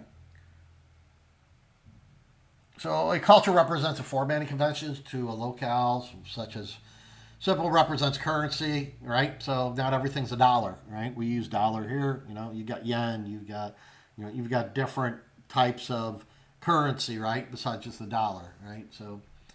Um, but C will automatically adapt to the culture configured on the running system. Okay, it's kind of like even like on your computer, like you've got your computer is set up for English. You know, it's all set up from the beginning when you get a brand new computer and you configure everything. You know, I don't know if you ever remember it ask you all these questions. Time zones and what's your language, right? So when things are set up in a different language, that's C. So that was the big thing there, right? I probably that is the most important part of it is that fact of it's going to work different for different locale. That's where I kind of showed you how you could I put that dollar sign in there, kind of a different way, came out with the same thing, but that's assuming that you're using dollars, right? If you're using a different currency, that's no good, right? So things like this really help, right? When you're doing international stuff and it's going to be different than a dollar, right? Okay, operators in math. So arithmetic operators, binary operators require two operands, right? One on the left and one on the right. The core arithmetic operators are addition, subtraction, multiplication, division, and remainder. Okay, so let's just take a look at the basic ones here real quick.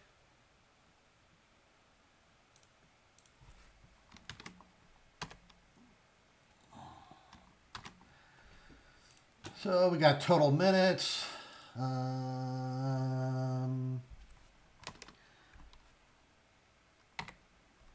me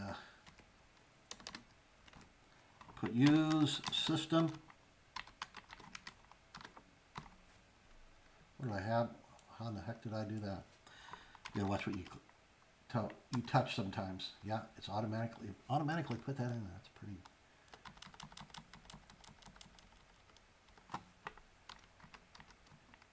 All right.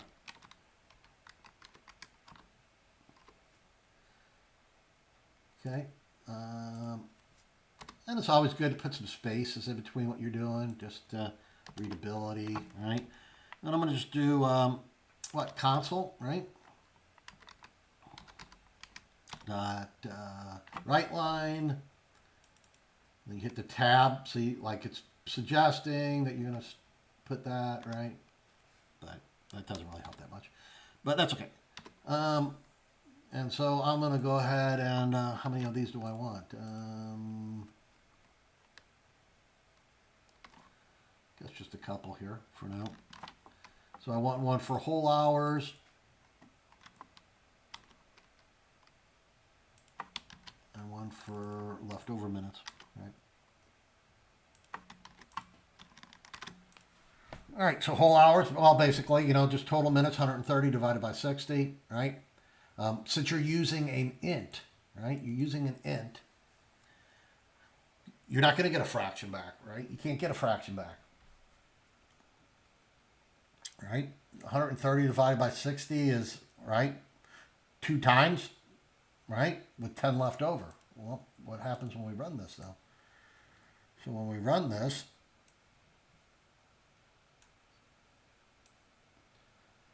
we're going to get a 2 because we're using an integer, right? This is going to be a whole number. Okay, it's going to truncate. It's going to truncate everything after. Okay, leftover minutes. So basically, you take total minutes. All right. How many times does 60 go in there? All right, it goes in there 2 times. Right. What's left over though? A little window disappeared on me. You can have 10 left over. Right. You can have 10 left over. But just and then the other ones obviously, right? You can do plus, right? Minus. We've already seen division, multiplication, right? So Them are all available to use, obviously. Um, One thing about obviously the plus sign, remember that's one where, yeah, you can add numbers together, but you also use it for concatenating strings together. Remember we looked at that just a minute ago, concatenating strings together. So another use for the plus sign. Okay. All right. The modulus operator, often called modulus or remainder operator, the percent sign, right, returns what's left over, okay, after one integer is divided by another. It is commonly used to test whether a number divides evenly, a remainder of 0, or to break a total into smaller units, okay, etc. Sometimes, especially when you start talking about web programming and stuff, sometimes you've got a table where you're displaying a table and you want every other one, right? Every odd numbered one or every even numbered one to be a different color or something. Sometimes that modulus stuff can work, right? There are some newer functionality that you can use, but you know, I guess old days, back in the days, used to use modulus for that, right? So based on that, you know every other one, you kind of divide it the number of rows, and you divide it which one is going to have which background color, right? But obviously that's not for C# stuff. Okay. When both operands of the division operator are integers, C# performs an integer division. The result is truncated to a whole number. That's what we already looked at. Okay. It's simply dropped, right? In the example above, 130 by 60 produces 2, not, yeah, correct. If either operand is a float, double, or decimal, the division instead produces a full floating point result. So here, let's do that real quick. So let's make,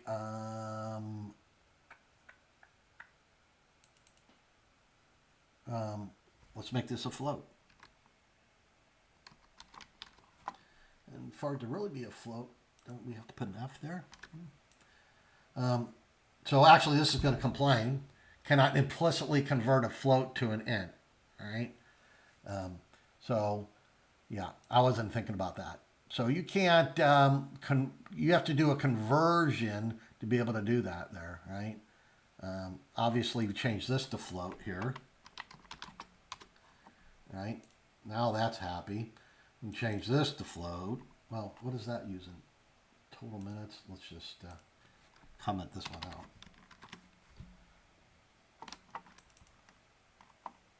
Comment this one out.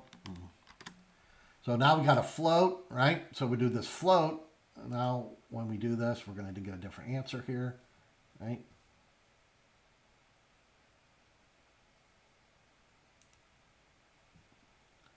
What happened to my screen? This thing's moving around on me for some reason.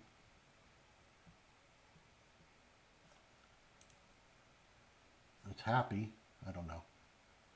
But obviously, if you're using a float, it's going to you're going to get you're going to get decimal places, right? All right. I don't know where my thing is all of a sudden. Okay. And then there's also power. So C# has no dedicated exponent operator. To raise a number to a power, you call the math.pow method, which takes the base and the exponent as its two arguments and returns a double. Okay. Operator precedence. Operator precedence, also called the order of operation, determines the sequence in which the parts of the expression are evaluated. Multiplication, division, or remainder are always evaluated before addition and subtraction, regardless of the order in which they are written. Parentheses override the default precedence and are evaluated first from the innermost pair outward. When operators share the same precedence level, associativity determines whether they're grouped left to right or right to left. Okay, that's a lot. Huh? So, pretty basic here. We will probably see some things that may be a little bit complicated, but you don't have to worry about too much of this. right? You're going to do the multiplication first, right? 3 times 2 is 6. 6 plus 4 is 10.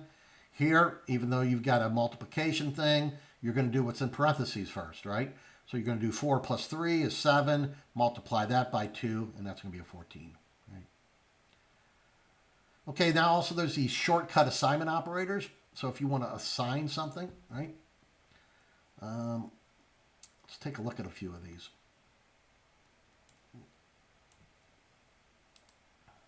Hopefully my screen will be working better here for me.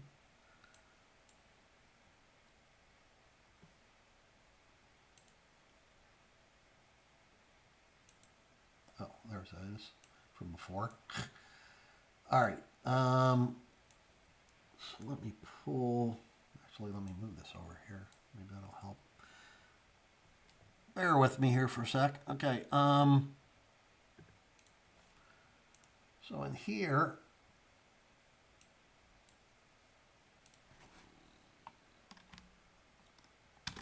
obviously the stuff I grab, it's not going to actually compile, right? We'll just see why, you know. Close though, you know, but no. I just wanted to grab it so we can look at it, okay, while we're doing this. And actually, I thought I set my, let me set my screen here. Display settings, make this a little bigger. I don't know. I thought it was, maybe not. Okay, it should be a lot bigger now. Let's see what this looks like. All right.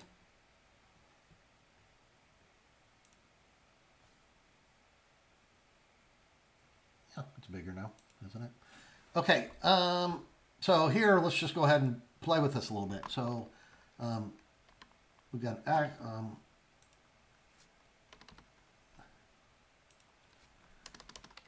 so I'm going to do a using system.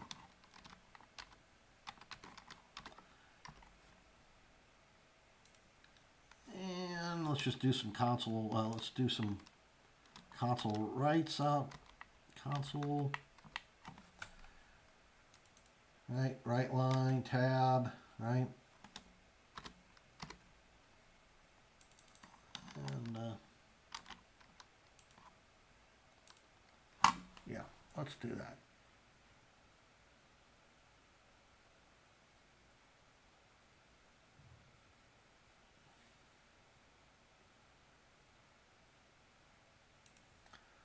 Okay, so let's say we've got an X and a Y. So let's put X.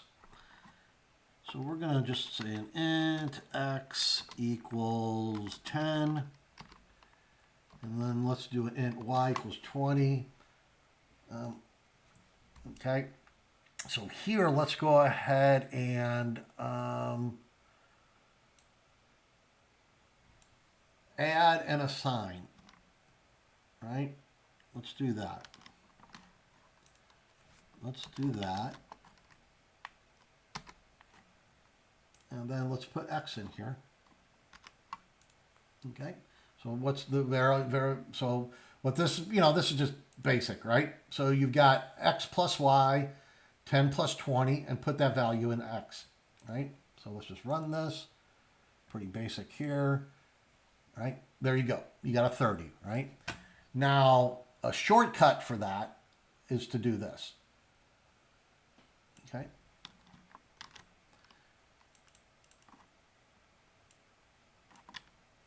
So it depends what you do. You just save a little space. Then doing this, you can just do this, right? You got to put a semicolon. So this basically says, take X, add Y to it, whatever the result is, put it back in X. X plus Y, and then put the result back into X. Okay, same thing here. If I pull this up, it'll be 30 as well, right? Because it's the same thing, right? And you can do that basically for any of these, right? Same thing for subtraction, multiplication, division. So basically, oh, I didn't want to grab that one.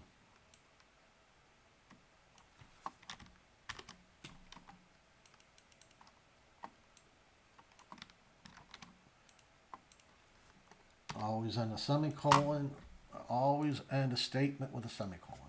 Right? So basically here, x equals, you take x, multiply by y, put the result back into x, and print it, right? And so there you go, and that's 200, right? So that's how that works. Pretty straightforward. You just kind of got to get used to that syntax like that, okay? Makes things easier once you get used to it, though. You save a little typing space, takes up a little less space in the screen and so forth. All right. Let's get back to our guide here. Increment and decrement operators, okay? So the unary operators require only a single operand, okay? The increment operator adds one to the variable, and the decrement operator subtracts one, okay? Both come in two forms based on where the operand is placed, okay? So here's a prefix before and a postfix after. So let's do this. I didn't mean to do that.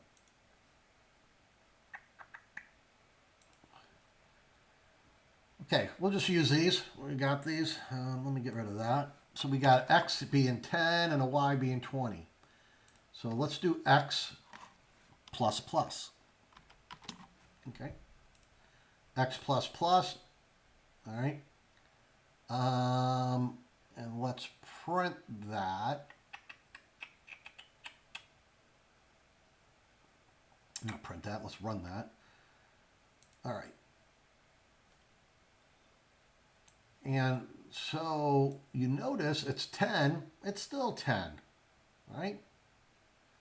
So what the heck, huh? Why is that? Okay, so let's hold on here. Let's switch this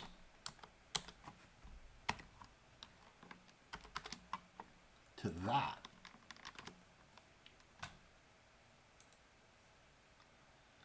Now it's 11, because basically what's happening is when you do a prefix is going to be before it, a postfix is after. When you do a prefix, it's actually going to increment that, display it, right? It's going to increment it first, then display it. Whereas if you do a postfix, it's going to happen after, okay? It'll happen after. That's going to happen after, right? But here, let's see. Let's do this. And then just do that. Okay.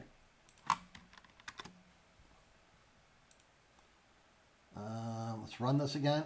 So here's a postfix. Remember before, this printed out 10. This was 10 here. It printed out 10. So let's run this. And as you can see, that's 10, but then on the next line, it's 11, right? It's 11, right? Obviously, these should both be, if you do a prefix, they're both going to be, okay? Run that again. Both 11, okay?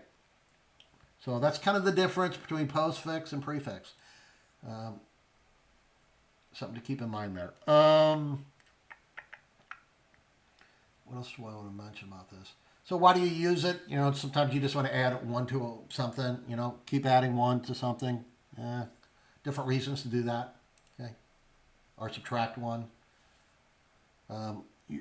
Once we learn loops, you know, when you loop through something, you need to kind of increment it. If you don't increment it, you get into an endless loop, okay? It's for incrementing, okay? Okay. All right. Comparison operators.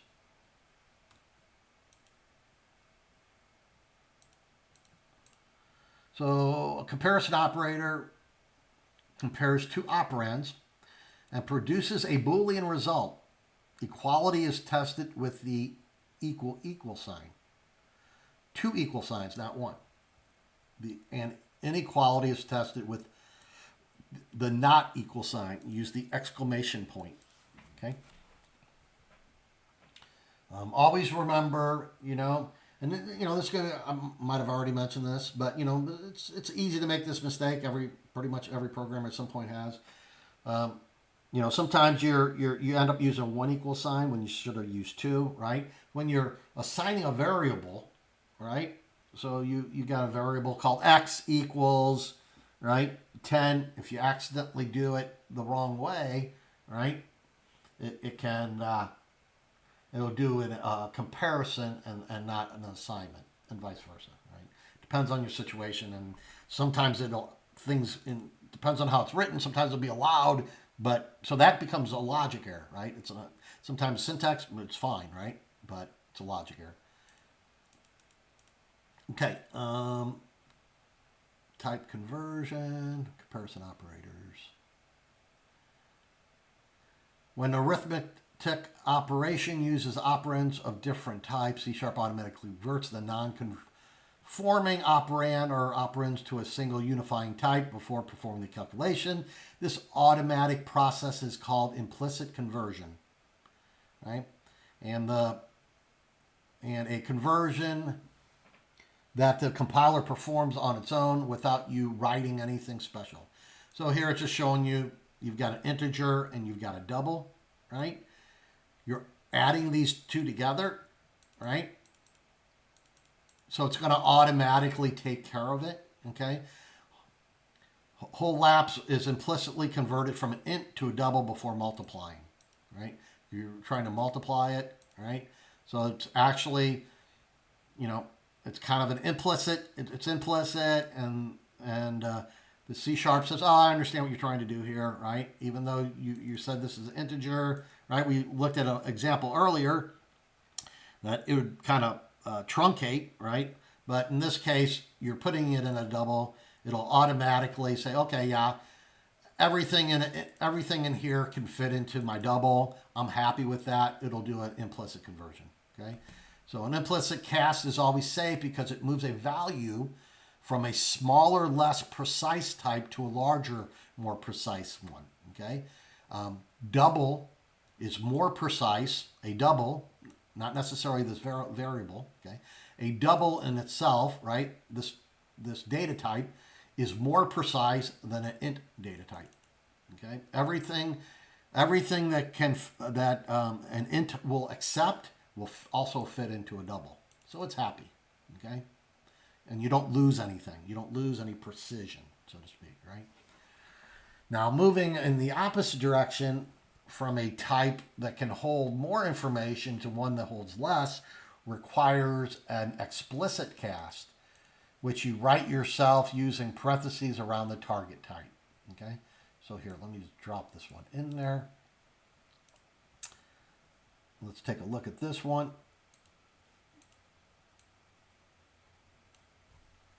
What are we doing here?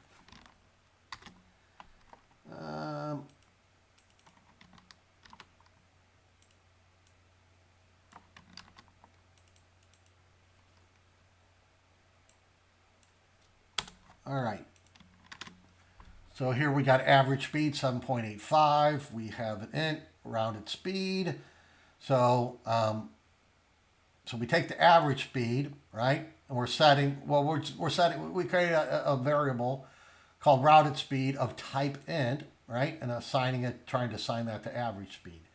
So if I just got rid of this right here, it's actually going to tell you, the ID is going to tell you, hey, cannot implicitly convert the double to an int, right? An explicit conversion exists. You are missing a cast, okay?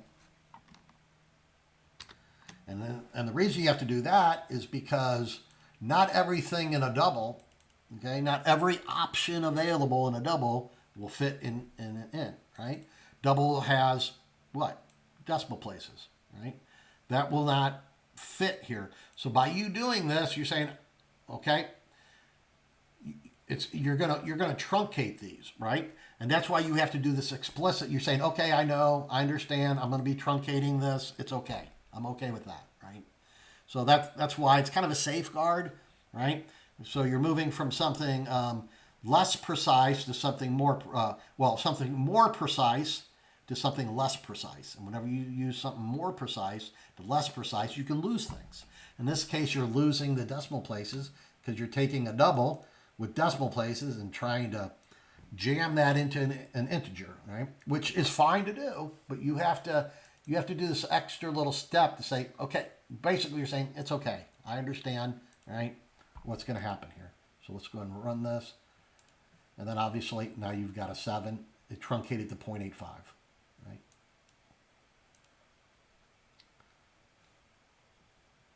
All right.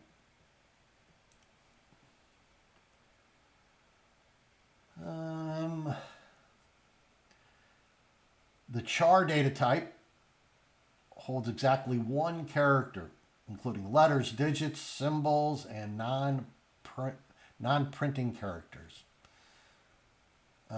C# represents characters using Unicode, a 16-bit coding scheme capable of representing characters from virtually every written language, right? Not just the basic English alphabet, okay? A character literal is enclosed in single quotes, right?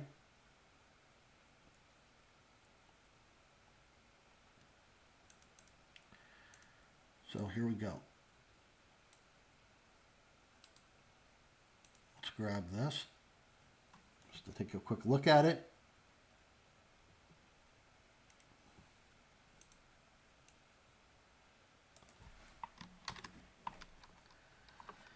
And let's do a console.writeLine.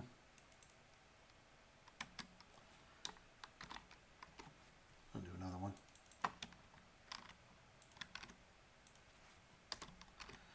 All right, grade earned.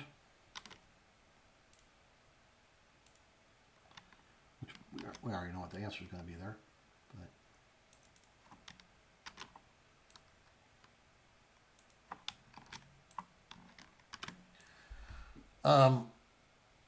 So obviously you try to put another letter in here, right? You can see it's a little red thing right there. You can barely see it though. Represents a character, right? There only can be too many characters in a character literal, right? Only can be one character. So let's get rid of the 8. And now it's happy. No matter what it is, it only can be one character though, right?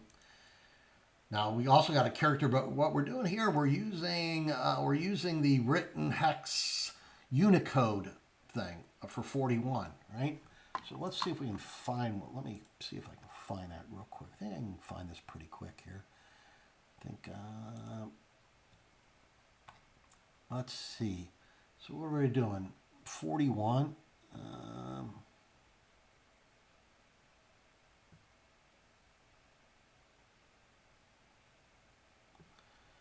So I'm bringing up a kind of a table here, a character table. So you can see the hexadecimal is a 41, and look at the letter.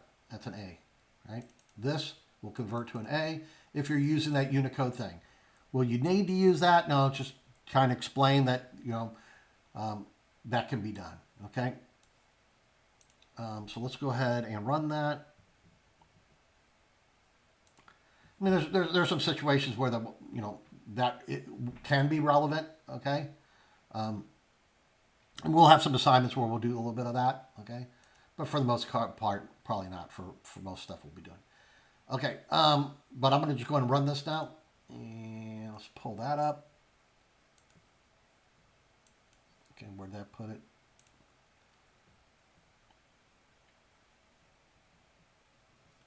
I hate when it does that. My screens.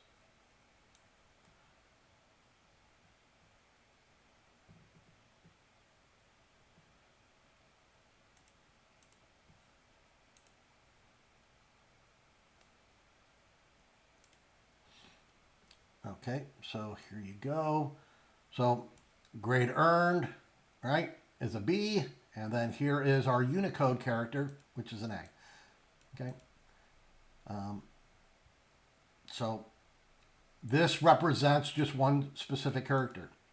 Okay, by using the slash here, okay, you're bypassing the whole idea that like here you only could put in one character right here. But what you're doing is say, give me the value of this Unicode number 41, which is an A. Right? Okay.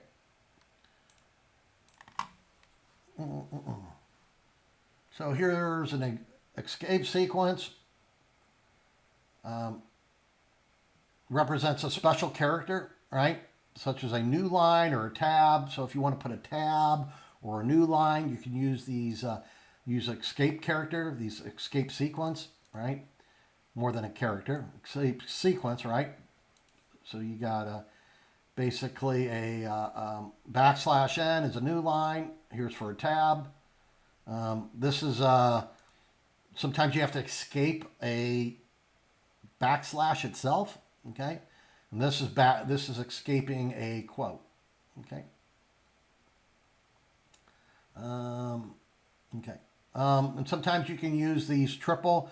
So based on C# version 11, introduced raw string literals written with 3 or more double quoted characters, like using all 3 of these quotes, opening and closing the string.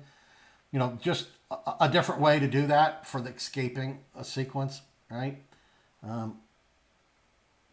So sometimes when you're using here, like you've got a quote, the quotation marks, old McDonald, need no escaping here, okay? So whenever you've got quotes like this in a thing, right? You can't put a outside quote, you know, this. Let me just drop this in. It's easier for me to show.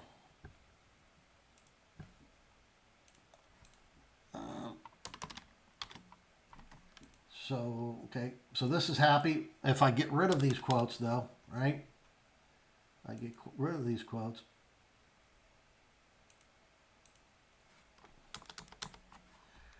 So let me say I want to put all of this in quotes, right? That, right? Because you got to start and end. It's, right? It's still not going to be happy. Okay? I didn't mean to put 2 there. It automatically put it because it's saying A. Because you have to, because you got this in quotes. And if you want this to be in quotes, right?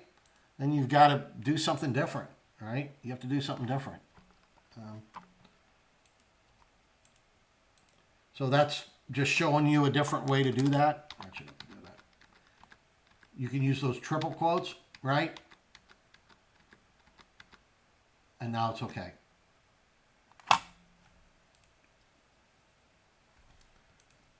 All right, string data type. A string data type holds a series of characters. Yes. Comparing strings. Comparing strings with the double equal sign checks whether 2 strings hold identical text. To compare strings lexically, right? Meaning the dictionary order, so you can tell not just whether they are equal, but which one comes first alphabetically. C# provides some other dedicated methods, such as equals, compare to, compare, and starts with, right? So equals returns true if the 2 strings hold identical text. Compare to instance returns a negative 0 or a positive number showing the order, right? Is this greater than? Is this less than, right? You know, a uppercase letter is not the same as a lowercase letter, right? Compare static methods on a string class compares 2 strings passed in as arguments. We'll look at this more. I don't want to get too far into this.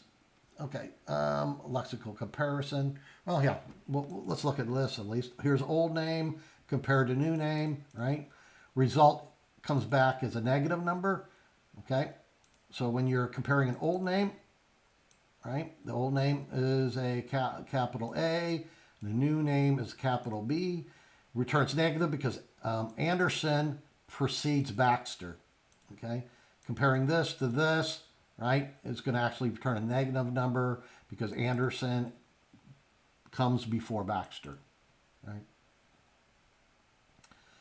Extracting part of a string, a substring method returns a portion of the string starting at a given character position and optionally running for a specified numbers of characters. String positions are counted starting at 0. So this is doing a substring here, right? For overflow and the way this works, let me drop that in there.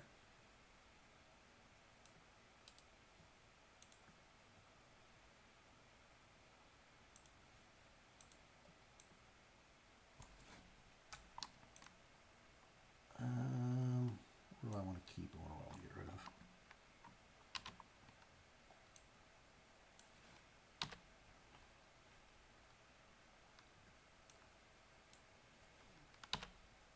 All right.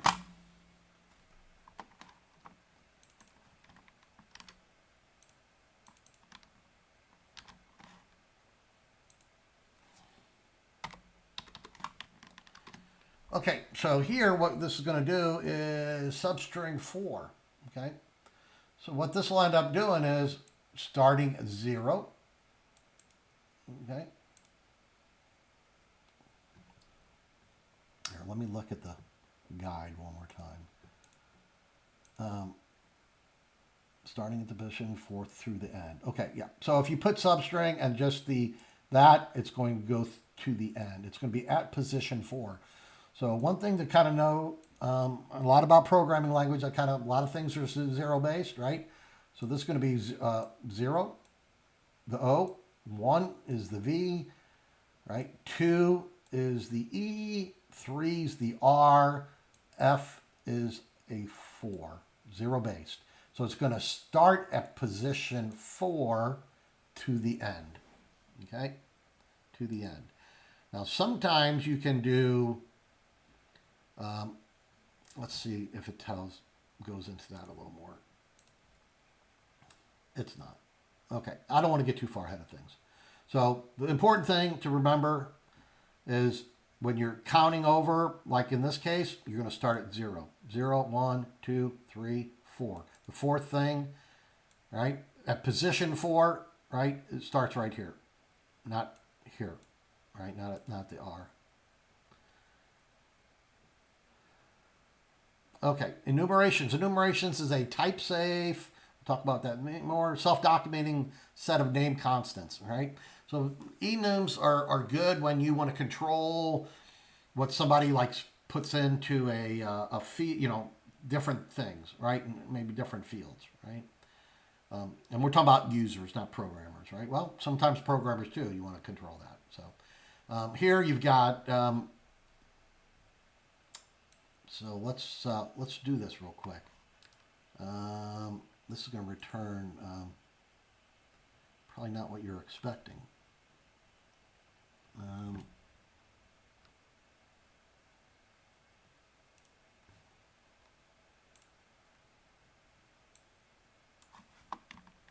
Okay, so we got that. Why are we complaining here? Top level statement must precede namespaces. And yep, got it.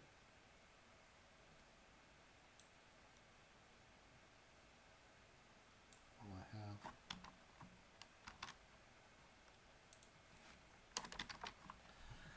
Nope, I didn't think so.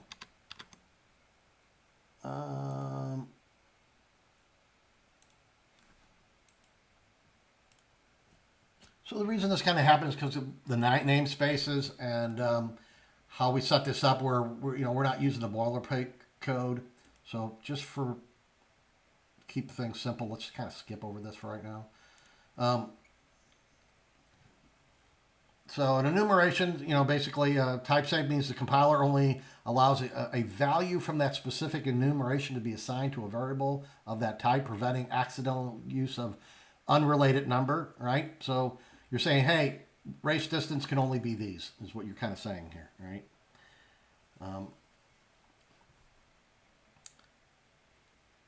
We will spend more time on that later. It will be kind of much later, actually. Console input. An interactive program is one that accepts user input while it runs and adjusts its behavior based on that input. A prompt is a message, right? So here's a read line. Let's do this one. Okay.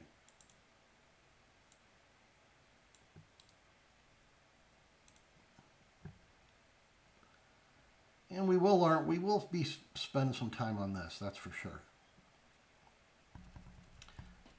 in our lab exercises. Okay. So right here, let's go ahead and run this.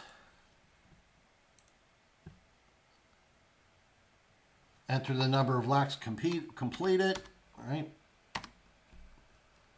So it was waiting for me to type something in. This is called this is the console.readline, right? So basically, if I do a console.write here,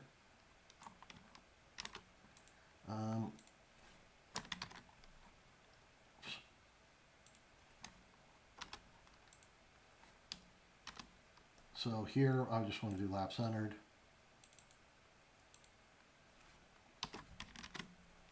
Okay, I'm going to run this. Enter that. And there you go. Enter the number of laps completed, 67. It printed out 67. So this is what you can do, right? And this is what we're going to be doing a lot. Is, we're going to have something as users going to interact with your pro. This is how a user can interact with the program, right? But entering some data in, right? Questions will be answered. User puts some data in there, right?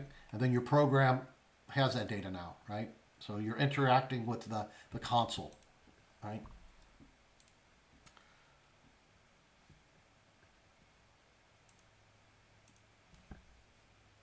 All right.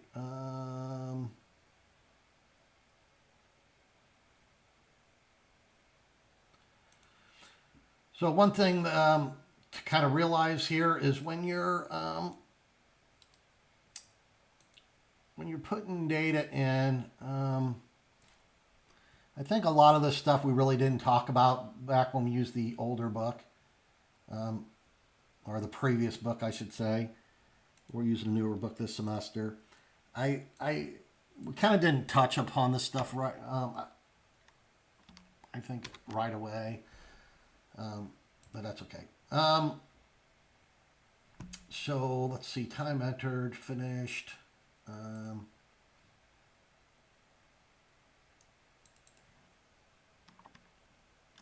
So what are we doing here? Parsing. So we're reading some stuff in there and we're printing it out, right? So let's go ahead and print some of this out real quick. Console.writeline, right? And we're going to do the finish this.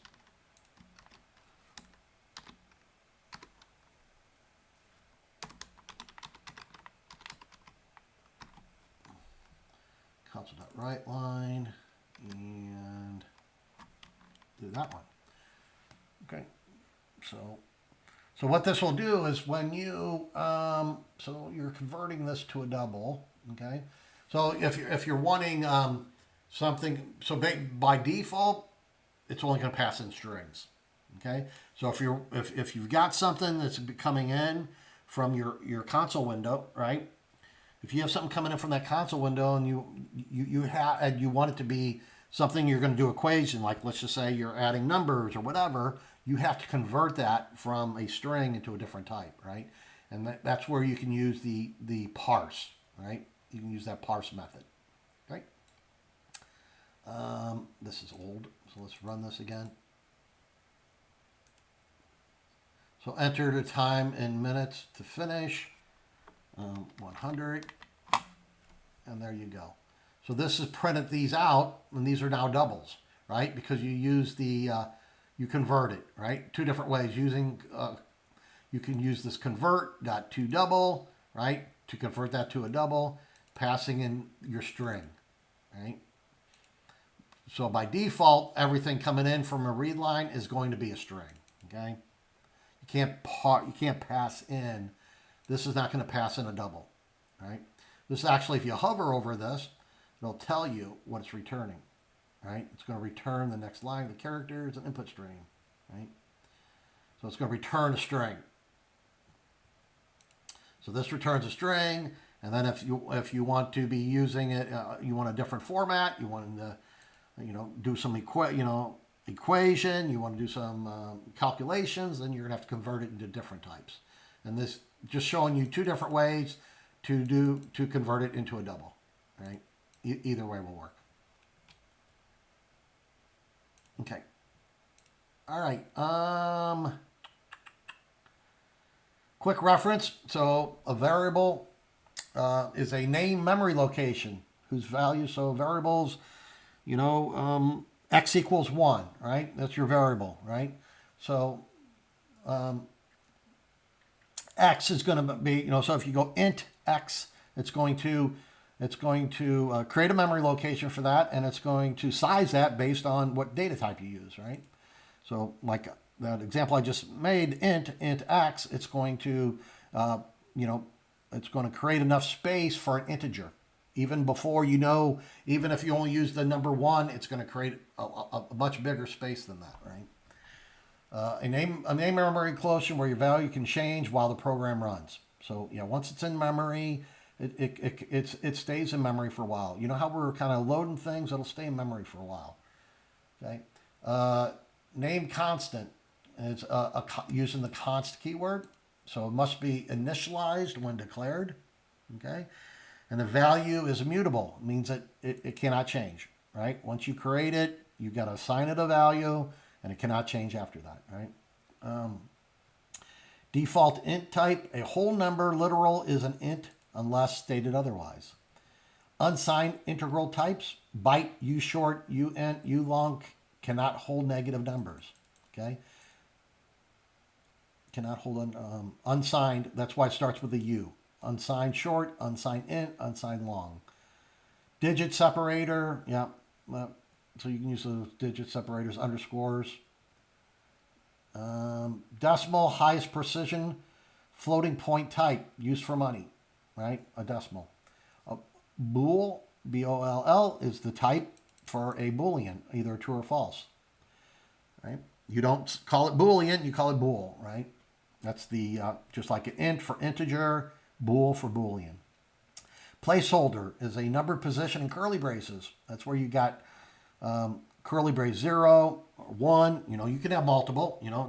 We just seen like a 0 and a 1. It could be 1, 2, 3, 4, 5, right? But you also have to have those variables also within your statement there that you're passing in. So each one, it starts, the first one is going to be 0. So obviously, back to that whole zero-based stuff, right? Placeholders, the first one's going to be a 0. String interpolation is basically where you use the $sign, right? And then your quotes, and then the name of your variable, whatever your variable name is. So you embed your variables directly in, right? We also talked about different formats are available, right? The standard numeric format string with a precision specifier. So in this case, it's saying, give me, let's convert this, let's format this number using 3 decimal places, all right? Floating 3, right? Operator precedence. So basic math here, but sometimes we don't use it for a while, and so always remember you do multiplication before multiplication, division, remainder, evaluate before addition and subtraction, right? And obviously you're going to use parentheses first, so whatever's in parentheses first is going to take precedence over everything else, right here. Integer division, dividing two integers, an integer by integer truncates it to a whole number, right? So if you divide 3 by 2, there's going to be a remainder, right? But if you're doing an integer division, it's going to truncate that, whatever's after that, right? A float and a double or a decimal operand keeps the fraction part, right? If you're using a float or a double or a decimal. Exponents, no exponent operator use. So there's no exponents, so you have to use the math.pow, okay? Plus equals, this is the add and assign shortcut operator.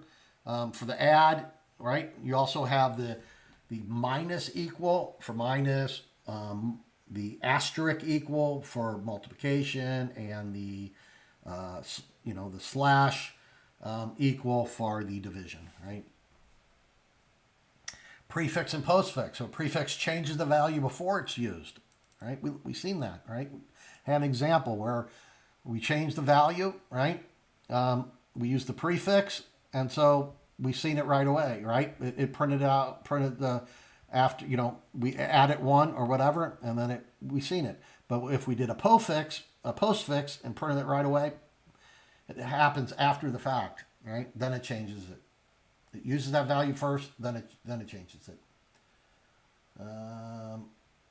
Remember the difference between a double equals and one equal. Okay, a double equal does a comparison. Does this equal that? Right. The one equal sign assigns. It's how you assign a value to everything. X equals 1. Right. So that's an assignment not a comparison. Unifying type. The common type C# implicitly converts mixed operands to before a calculation. Yeah, so if you got a float and a double, it'll try to see if it can convert everything, right, before the calculation. Explicit cast, that's when you have to tell it, hey, that, it's okay. I realize that something might be truncated or whatever, right? Truncated or rounded, right? But I'm okay with that, right? So that's when you do an explicit cast, and you have to tell it, okay, I'm okay with that. And that's when you're going from something that is more precise to less precise, right? Float, decimal, literal suffixes, the plain literal. So for F for a float, right? M for a decimal, right? You actually have to do that.